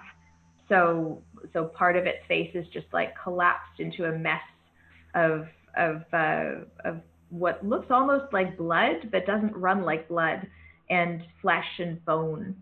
And it's just, and one of the eyes on like the horn that is closest to its nose bursts and starts seeping yellow fluid. Oof. Truly disgusting. Oof, I'm sorry. So, that you have. I don't think you're sorry. No. No, that was epic. I'm really impressed. Yeah. You have wounded that thing quite significantly. But now it is its turn. And you're standing right there. Oh no. Don't touch me. All right. What's your AC, Maxine? Just because, I mean, I had 18, but then I looked at it and I was like, why do I have armor? I'm a nun. So it's actually 13. So. Okay. It is going to hit you. It's right. It's going to take its other hoof that is not completely useless, and it's going to attack you with its hoofs. With the one hoof, and then it is going to try to pierce you with the second horn up. So I'm just going to roll these attacks. Okay. Let's see. Okay, so it's going to be 13 damage with the hooves, bludgeoning damage, and then let's see. It's not a D8.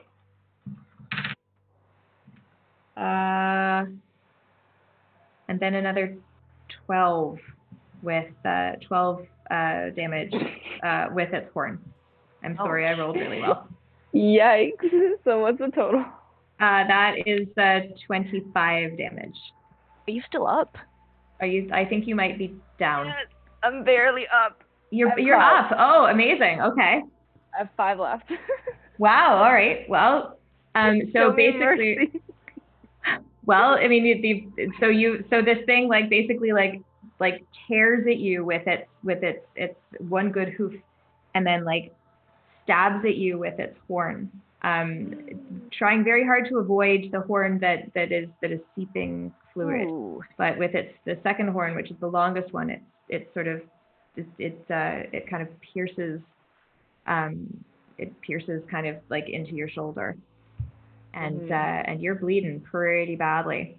And that is its turn. So next, but so here's the thing: it doesn't seem happy about this. It seems when it attacks, it seems almost as if it's attacking.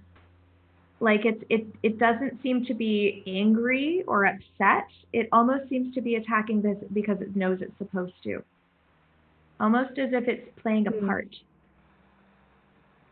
All right, so next is Kagi. Well, seeing if its internal struggle especially is so apparent, and as much as it hurts Maxine, or Pisces, I am definitely going to bring out my great sword and just try to hit this thing as hard as I can. Oh, yeah, 15. Oh, okay. That will hit. Excellent. So that is going to be 11 points of damage. Okay. All right, so that hits it, and it kind of rakes a couple of scrapes down the side of its flank. It's looking even worse now. Some of its hide has come off in strips, and again you see like glistening underneath its hide the like what looks almost like blood, but it looks like a facsimile of blood. It doesn't run like blood. It seems almost as if this is something that is being presented as a creature. Interesting. All right, well, I'm going to take a mental note of that, and that's going to be my turn. Okay. All right, so next we have Sauna. I guess Sauna's going to look at both of them who just attacked the unicorn and be like, are we fully going for it? Should I hold back? Yes. I'm almost dead. Please kill it. All right. Gonna try and attack it with my rapier. Okay.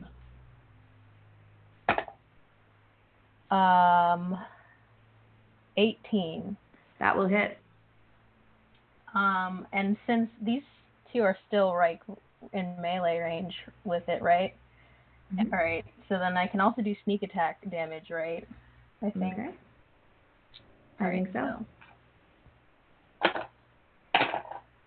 I got 7, 8, plus 6, 14 piercing damage. Okay. It is not dead, but it is very close to being dead. Okay. And then I'm going to bonus action disengage and get away from it. Okay. Smart. That is probably smart. So it is, so you like pierce it basically through right next to the heart, and it is gasping for air. It is looking very close to death. And again, it seems like these wounds should bleed, and they look like they should bleed, but instead of like blood running out, they almost seem to collapse in on themselves. This is the wounds are behaving in a way that you've never seen in an actual creature. It almost seems as if it's like a balloon or like a cardboard box or some kind of a construct that's kind of starting to rot. And now it is Kayajisti's turn. Okay. So, seeing that Pisces is down on the ground and this thing is almost dead, but I'm still not going to take any chances. I'm going to turn to Pisces and be like, what can I say? There was some sick mutilation. Thanks for that. Here's some bardic inspiration, because I know your turn's coming up, so like you have the bardic inspiration D6 if it lasts past my turn. And for my actual turn, yeah, you're welcome. Yes. I love it. Hopefully. So for my actual turn, I will be rolling with inspiration. So I'm going to say, my next trick will have you shaking in fear. Go, chromatic orb, catch my poison sphere. So I will roll my chromatic orb. I like it. Okay. Yeah, see if I can do anything with this. I'm loving this Okay. freestyle. Thank you. So that is good. a 17 to hit it, It will hit, and that's 13 poison damage. and that will kill it. Oh. Okay, good night. Mic drop. Like. Wow. All right. So you basically you how do you want to do this? So since it's poison, I throw my poison spear. It kind of explodes and it goes everywhere. And wherever the poison came into contact with its flesh, it kind of will melt it some more to expose its inside.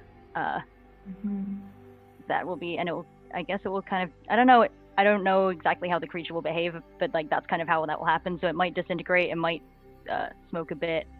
You know. I love it. So you're exposing the internal. Yes, you're exposing I am. the internal It's workings poison. of Yeah. this thing.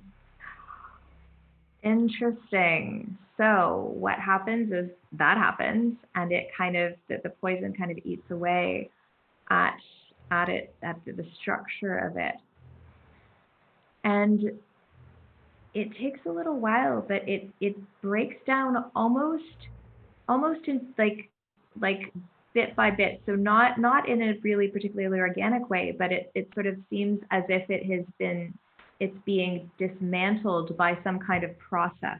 Ooh. And as you watch, bit by bit, like it sort of melts into the ground and becomes part of this rot, this kind of slime that is what has become of these pine needles. And eventually it's kind of become this like puddle, this sort of gelatinous puddle of goo that used to be this unicorn. But there are a few things that are still intact. I was going to ask if the horns are still intact. The horns are still intact, each with an eye at the end, except for the one where the eye has burst. Mm-hmm. And there is also a chunk of metal that looks like it was fabricated in some way. I can cast Identify on that, you know. You can. I'm going to do that. Do you have any more spell slots for Identify? I do. Okay. All right. Yeah. All right. So you're gonna because I ritual cast it the 2 times before, but I will probably just regular cast it this time. So I do have it. Yeah. All right. Excellent. Yeah. So Let's find out what it is. So you cast Identify on this chunk of metal. Are you gonna touch it? I think. Yep. I have to touch it. I'm gonna. Yeah. So I'll reach into this kind of gross mass of viscera, and I will put my hand on it and just be like, "Yeah, got to know what it is." Okay.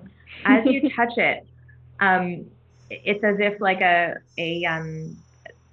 electric shock like runs up your arm. Ooh. And immediately you have this mental image of one of these, of like a caterpillar with a human face just screaming. And then there's another one and screaming, and you look down in this sort of like, this is like, it overtakes your perception, and you look down and you yourself are a caterpillar, and you cannot help but scream. Oh my gosh. And after, you know, this thing kind of it takes over your entire perception of the world for a few moments.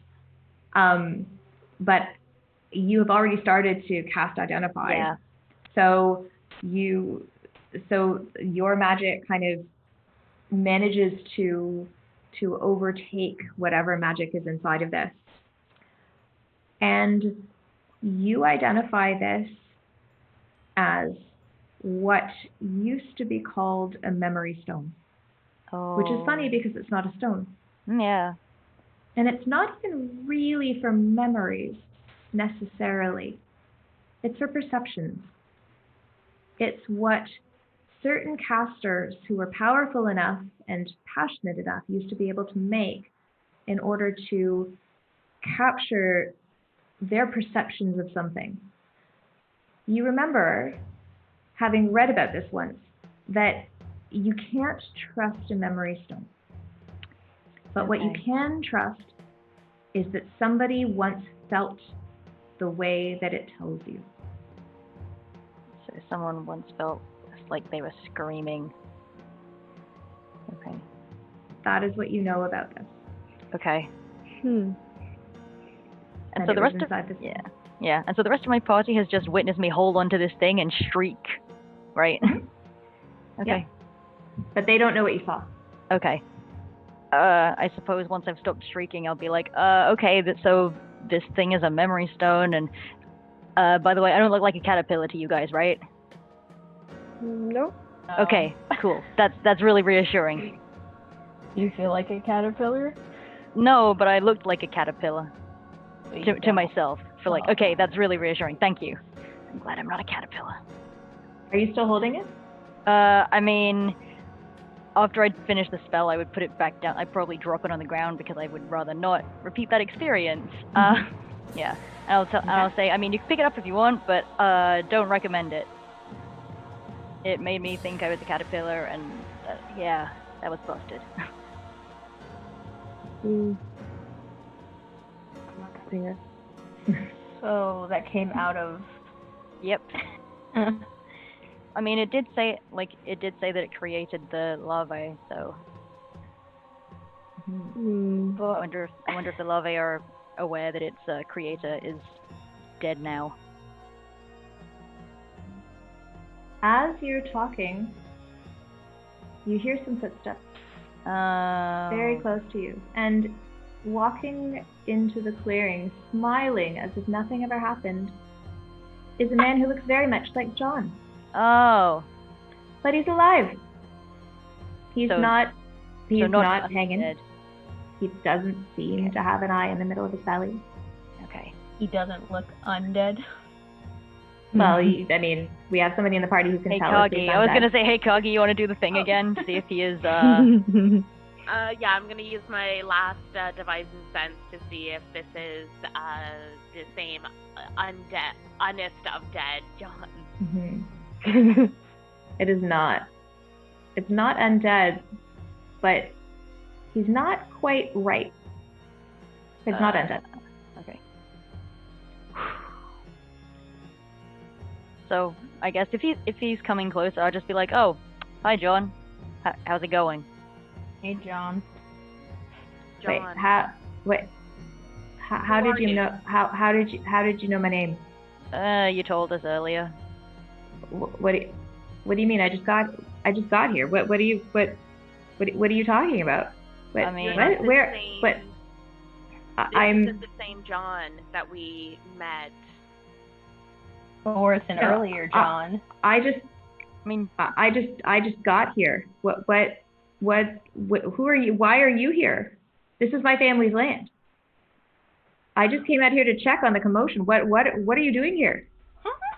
What are you doing here? This is my land because a high elf said that it was mine. Oh no, you believed him? Oh, he tells everybody that. Oh, we've been trying to get rid of him for ages. Can I roll an insight check on John? You can. You can roll an insight check on John. Good news, the elf is dead. I didn't want to kill him. Did you kill him? No, 12. A 12. He seems to believe that he's telling the truth.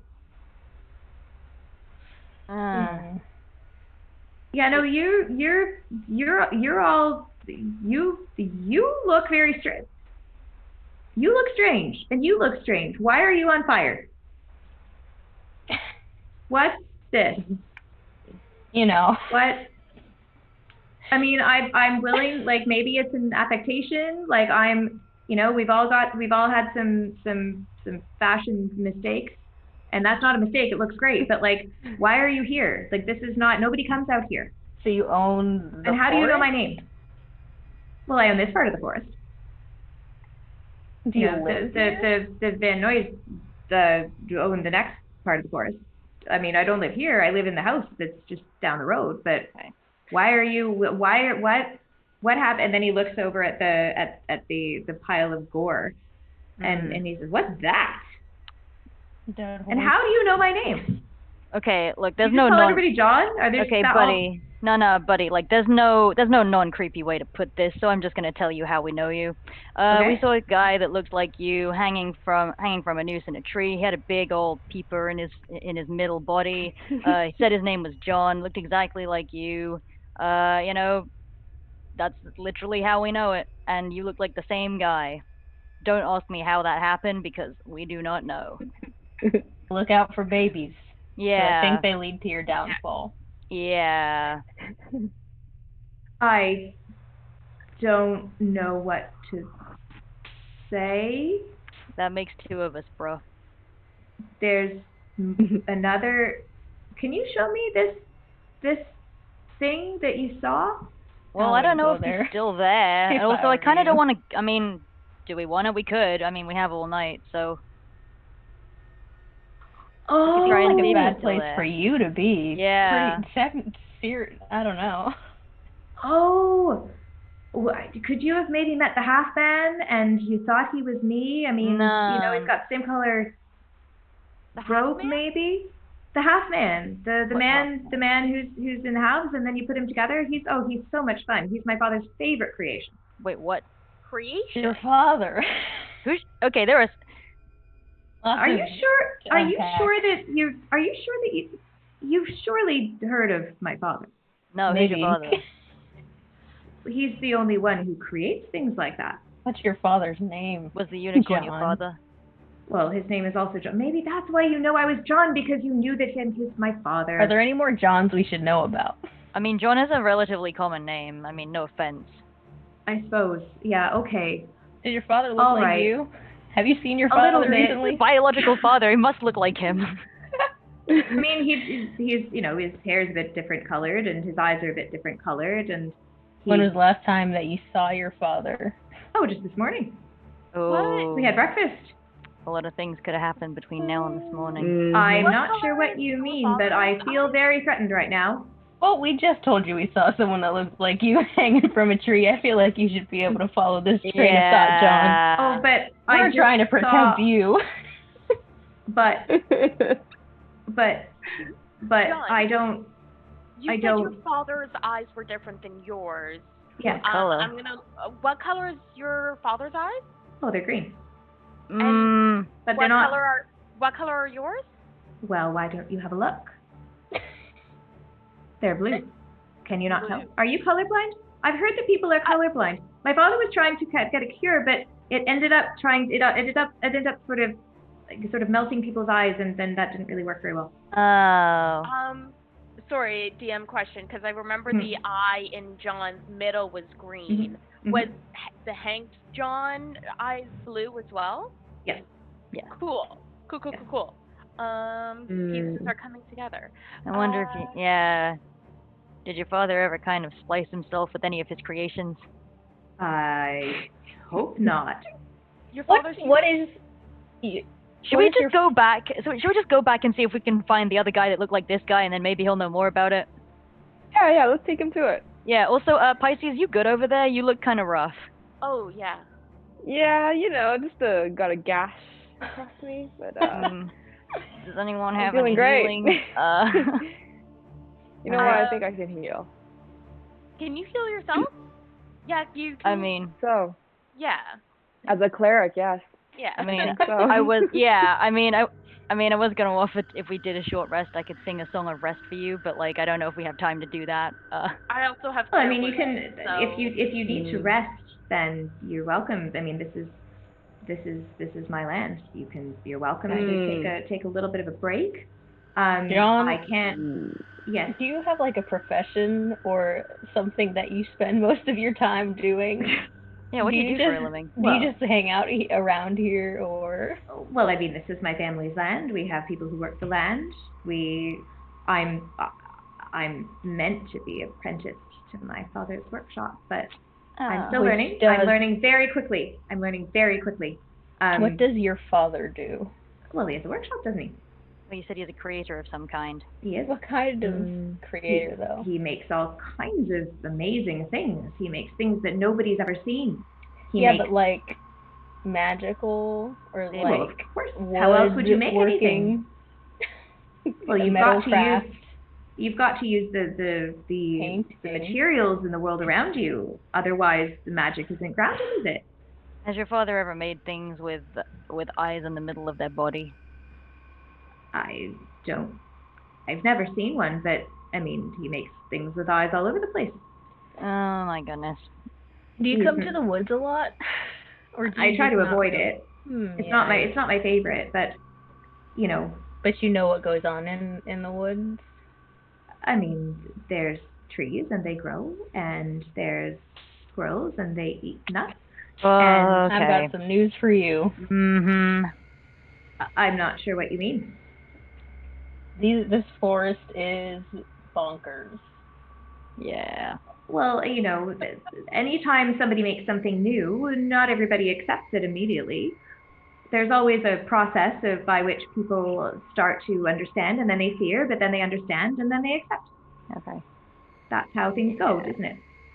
Okay. Is your father some kind of necromancer? I mean, and he sort of looks at you and says, why do you ask? Are you dead? I'm going to step up a little closer to him. Well, one, working with the undead is evil, but we've also noticed a lot of undead around this forest that have seemed at least not good. So, is your father evil? Well, that's a bit of a rude question. Yeah, I mean, of course he's not evil. He's my father. And I'm gonna say, like, well, Kagi, I think that's a bit harsh. You know, I think that necromancy is a fairly respectable profession. I mean, I don't think he, you know, I think he'd want to help. So if somebody wanted somebody brought back because they loved them and they couldn't bear to be without them, I imagine he would try to help them as much as they could.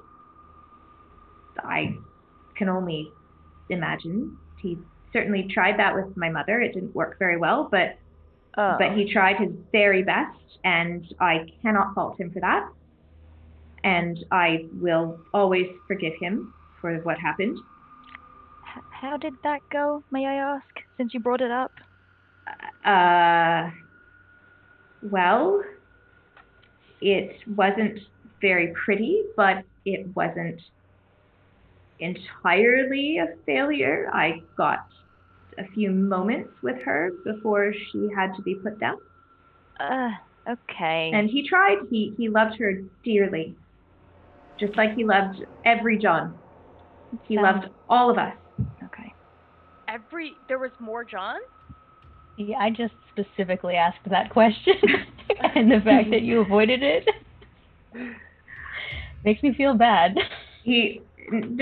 So John sort of clams up as if he knows he said something he shouldn't. Okay. I vote we take him back to the place where we saw the other John. I agree. Okay. Yeah. I would like to see the other John. Sure. Okay, so if we take you there, will you agree to explain what the other John is if you have that knowledge? Like, you know, tell us what you know. I only know the Johns I know. Okay, well... try, but I am my father's son. Okay. Okay, well, John, son of your father, let's go. And he just sort of follows along. He's clearly disturbed by the fact that he has said something he shouldn't. So this John looks exactly like the other John, but different colored eyes? His eyes are the same as the other John's blue eyes. Yeah. Oh, okay.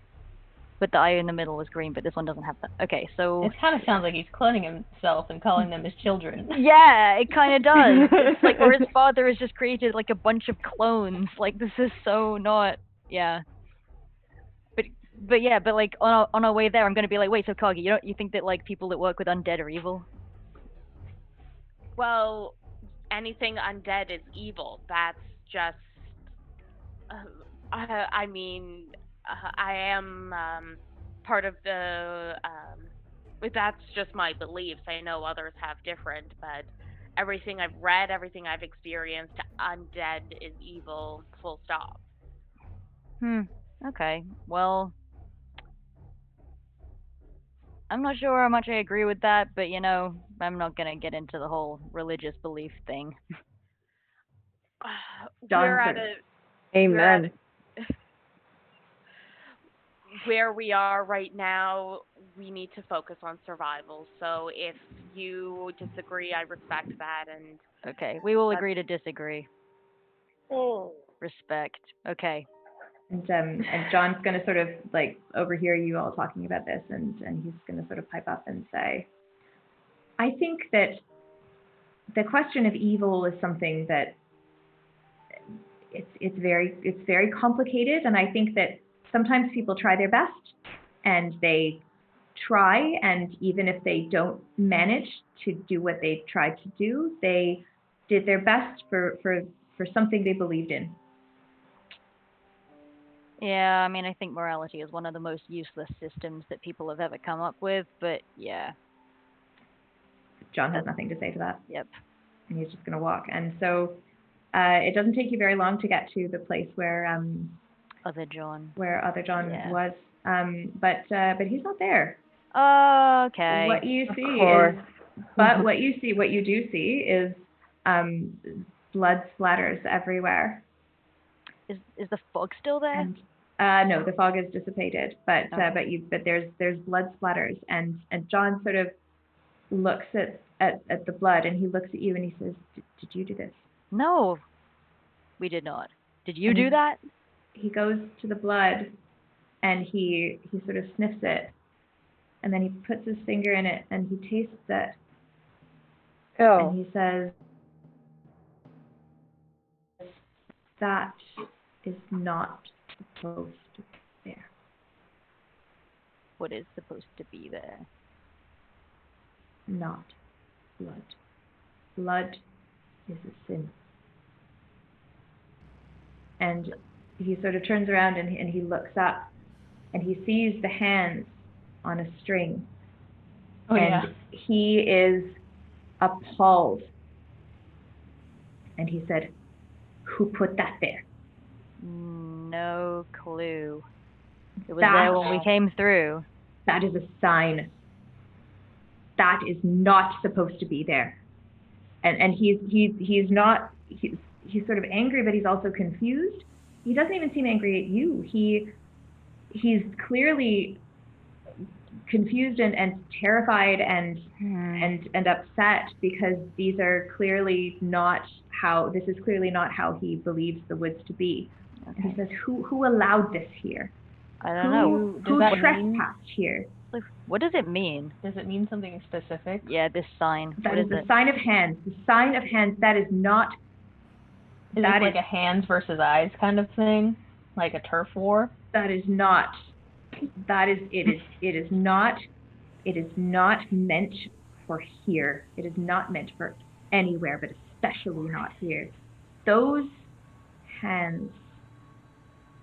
If you want to think of something evil, those hands have created sin. They've created what you never want to see. Whose hands are they? And he stops, and he looks at you. He says, "Those are the hands of the devil," and collapses. Okay. Is he alive? Does he look still dead? alive? Does anybody want to check? Are you guys going to check to see what's happening with him? I'll check. No. Oh, yeah. Maybe someone. Someone who, who can actually do things. Can I do a medicine check, would it be? Or just a quick, like... You could... A medicine... But it's more... Do you want to heal him, or do you just want to figure out what's... Yeah, figure out what's wrong. Like, is he still breathing? I would do investigation. Alright. Oh, that's going to be a 2. We don't know. You don't know. Well, you don't know. Is he still alive? Why don't you... I mean, you can literally just like like put your hand on him if you want. Yeah. Are you gonna put your hand on him? Yes. Okay. His skin feels warm to the touch. He seems to be breathing, but he's completely insensate. Okay, so he's breathing, but just like unconscious. He seems to be unconscious. I tell the group what I see. Okay. And as you're looking at him, you see some movement underneath his shirt on his belly. Oh, I wonder if he's growing one of those peepers. Yeah. Oh. I'm going to flip him over. Yeah. Flip him over, please. I also feel kind of weird about, like, taking off his shirt if he's still alive. Like, yeah. I was just gonna, like, sneak underneath the shirt, but even then... It feels kind of invasive. So, like, yeah, just flip him over. That's fine. No. Okay. Yeah. All right, you can flip him over? Okay. Yep. He is flipped over. Do we still see movement, like while he's facing the ground? No, because it's you can't see his belly at this point. But I prop his head up so that he can breathe. Yeah. Oh, that's so nice. Okay. Okay. He's breathing. He's breathing. And you hear tapping from above you. Is it the hands? It is the hands. Yeah. You can see what the are they hands doing? kind of. Okay. The ones that are close to the tree kind of are. It's almost as if like it could have been explained by the wind, but it's very clearly the hands. They're like questing. Okay. They're like trying to find something. I want to look at the hands and be like, "You need a hand there?" They don't offer. Okay. They don't respond. They don't really seem to hear you. Oh, okay. It was worth a shot. Mm-hmm. Well, we this is can't a just leave him. I mean, we could just leave him very easily, actually. Did we go look in his house? I mean, yeah, but like I don't think we've seen any. I mean, how are we gonna explain this if there's people actually at the house? He said it was his family's land. If we're like, oh hey, you know this guy, right? And then they're like, yeah, how'd you find him? I don't really want to deal with that. See anything? Yeah, we didn't do anything, and actually, we really didn't do anything. We just wandered through. Yeah. I mean, if you ask me, this is kind of on him. And as you're all talking, I agree. Another man comes down the path. The same as the other guy. Exactly the same. Listen. Looks exactly the same. Okay, now this is getting ridiculous. Okay, they seem... When one's gone, another one comes. So I don't think there's multiple out there. I think maybe they replace each guy other. Just getting... Okay. So, if he comes, I'll just be like, oh, hi, John. This one's still right in front of us? Mm-hmm. Okay. Hi, John. Hi, John. Hi, John. Why? We can't do this again, John. He's very confused. At what's on the ground. We'll just point to the guy on the ground and be like, that you? This you? Like... This you? This you? He is appalled. He's just... What is happening here? What did you do? Is this an illusion? Who are you? No, we didn't do anything. Who are you? And he goes to, like, you see him like as if he's reaching for like a dagger that he's trying to keep in his I wouldn't boot. do. Okay. But before he can reach it, the hands sort of start moving in earnest, and he collapses. What are the hands? Yeah, what is going on here? Well, maybe we should get rid of the I know hands. that I shouldn't attack the hands. I know that. But I mean, they're all the way up there. I think that if we have enough range on them, they wouldn't be able to do anything. yeah, I could do some range stuff to We them. could do some range. How high up are they? about 25 feet up in the tree. And then they're like a garland, like between trees. Yeah, there's 6 of them. on the garland. And how far apart is the? The hands are about 4 feet apart. So it's like, I guess, what, 6 times 4, 24? Like it's sort of 24, 25 feet across, and then they're about 25 feet up. And they're strung on the trees. The 5 of them are sort of strung through this part of the hand, but one of them is strung all the way through from through the middle finger like through, this. Yeah. Okay. Interesting. Okay, just a suggestion to throw out there. Should I burn the hands with burning hands? That would be the biggest meme ever. That would be such a meme. But also, if we do that, it might set the rest of the trees on fire, and I don't know if we want to deal with it. But for the meme, yes, one you should hand do it. with it. Oh. Show of hands for burning hands on the hands. Show of hands. I mean, can I vote twice? Because I want to vote yes and vote no. Like, I'm kind of for it. Yeah. Do it. I mean, I could firebolt too, so.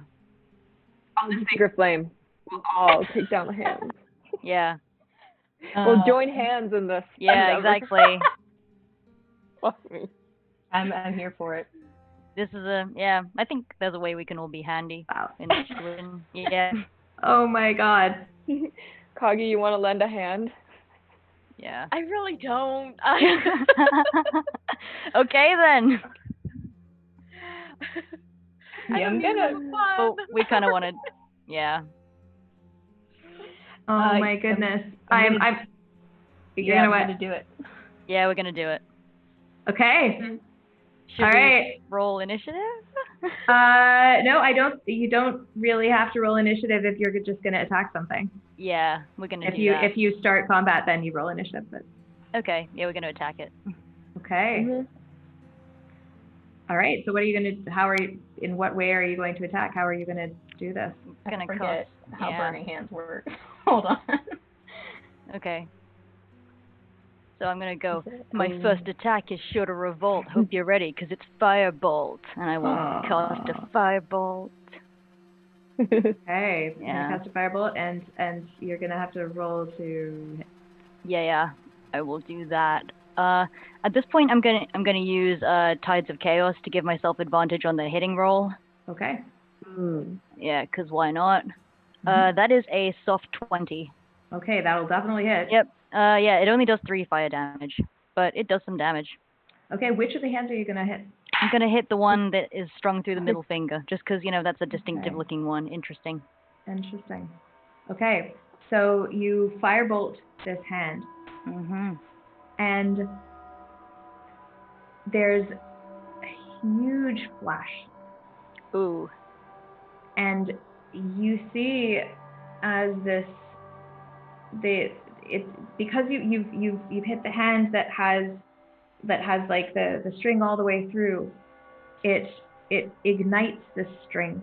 Oh, and the hands are gonna fall. Then the hands the string sort of burns all the way through, and the hands all fall to the forest floor. Oh gosh, do they start scuttling?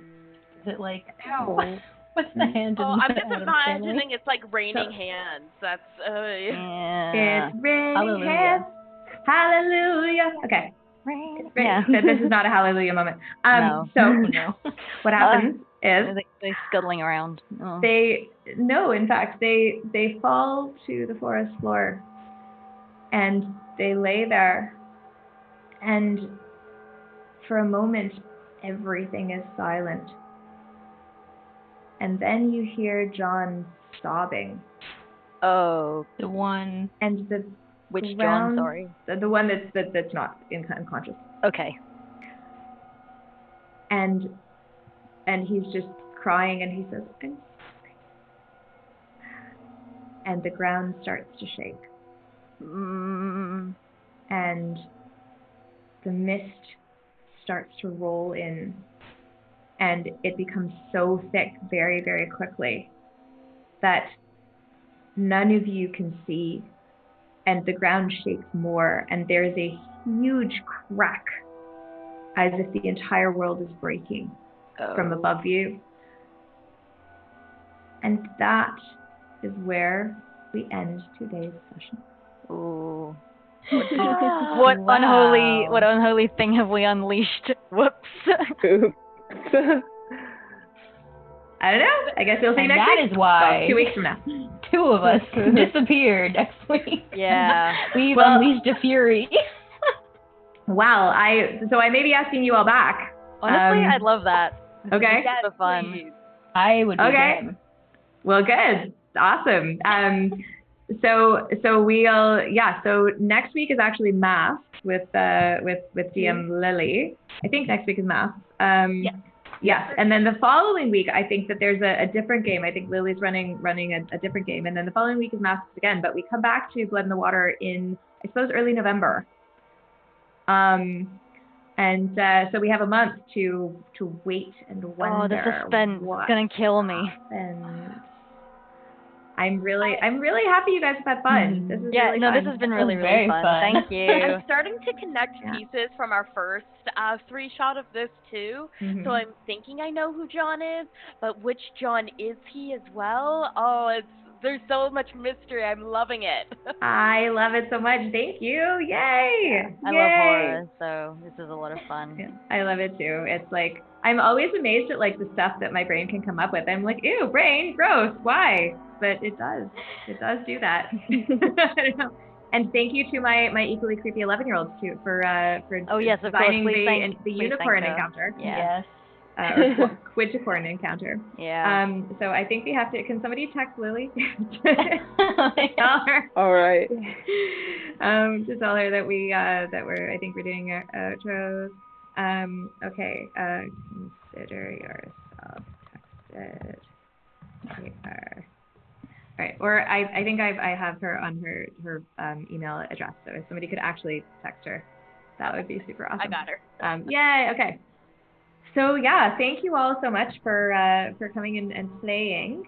It was so fun. Chance in chat, we did the giveaway for our D2020 already. Sorry you missed it. It was right after the break. But it is just one more time. It's the D2020. It is super fun. It's our disaster die that we make at the Stormcrow. So you can actually pre-order one if you want at shop.stormcrow.com, and you can actually get, I think it's 15% off with the code Roll for Damage. But that was the giveaway. And Fate Densa won it, yay. But we will be back next week with more fun giveaways and more fun playtime. Next week, Lily is continuing our game of Masks, in which we are all high school superheroes fighting Fug Dord, the Lemon Lord. I love it. So good. It's so good. It's so Fug Dord-y. I'll hate you. Yeah. Fug him up. Right? You're so Fug. Worse. But Blood in the Water will be back not 2 weeks from now, but I guess 4 weeks from now, because 2 weeks from now we're doing a very special episode of Roll for Damage with DM Lily. So keep an eye on our Twitch channel for stream updates. We post frequently on Twitter, on Instagram, on Facebook. Not so much on TikTok at this moment because I'm too old for TikTok, but I'm trying really hard. That's valid. I'm doing my best, okay? Just keep in touch with us, and we're so happy that you all are watching. It makes me so happy. It makes all of us so happy. And thank you so much to Sarah and Sebastian for like coming into this game and just like owning it. Y'all are amazing. It was a lot of fun. Thank you. So glad. Well, we hope that you'll be back very soon for more Blood in the Water. So why don't we do our outros? Why don't we start with Sarah? I guess Sebastian, like where you can find me. Or just say where we can find you. Just like, and you can just say like yay or like thanks or like awesome or like who the F is John or whatever you want to do. So for me, you can find me at Serendipity Cause Plays on Instagram, Serendipity Cause on Twitter, because they didn't let me write that much for my username on Twitter. And who the F is John? Good question. I guess we might find out at some point if you guys make some decisions. Oh, yes. All right, Sebastian. Yeah, so this has been Sebastian. You can find me everywhere at Sebastian UA, so all one word, UA spelled Y-U-E. And I have been playing Kaijisti. I'd like to echo that. Who the F is John? I hope we find out. I can guarantee that we'll make decisions next time. Like, decisions will be made. I don't know if they're the right ones, but they will occur. There is no right or wrong. There's just things that make things happen, and then those are the things that happen. So there's... We'll have to live with the consequences of our actions eventually. Precisely. This is where D&D and real life intersect. Yeah. Yes. But thank you. It's been great. Oh, no problem. Thank you for coming on stream. And then Maxine. Oh, yay! It was a lot of fun. Thank you for DMing, and thank you to our guests. And who the fuck is John? Yeah. Who is he? I love it. Maxine, I love that, like, with your, like, yellow hoodie with, like, the rain in the background, it looks like you're, like a sailor in a raincoat, like, in a storm. And is that, like, a hand that's coming out of the water? Oh, yeah. Yeah, it's just a stock photo. Oh, my God. The atmosphere. Accidentally, yeah, that was not deliberate. I didn't even notice that until right now, but good. Who the fuck made that stock photo? What is that a stock photo for? I have no idea. But like, what does that sell? That's so weird. I just searched Halloween, and this is what I get. So amazing. Well, excellent stock photo choosing. And finally, last but certainly not least, Meg. Hi, I'm Meg Gibson. Find me on Twitter at Meg Gibson. Meg Gibson is my Twitter handle. Thank you, Jess, for DMing. I love Blood in the Water. It's so creepy, and how the pieces are just fitting in together is so cool. Thank you to our wonderful guests and Maxine as well for being wonderful as well. And catch us here next Thursday for some masks and other fun stuff. Yay! Yay, thanks, Meg, yay! And I'm Jess. I'm sometimes DM, sometimes player. You can find me at Dr. Jessica Langer on like all the socials, I think, Twitter and Instagram. My Instagram is private because I post pictures of my kids, so if you apply to follow me, I may not say yes. I'm sorry, it's nothing personal. But on Twitter, my Twitter is totally public, and I yammer about various things. Right now, I'm doing a petition because my daughter, my 11-year-old, decided that the plural of moose should be meese, and she decided she wanted to make a petition, so I decided to make a Twitter petition. So that's the sort of bullshit that I tweet about.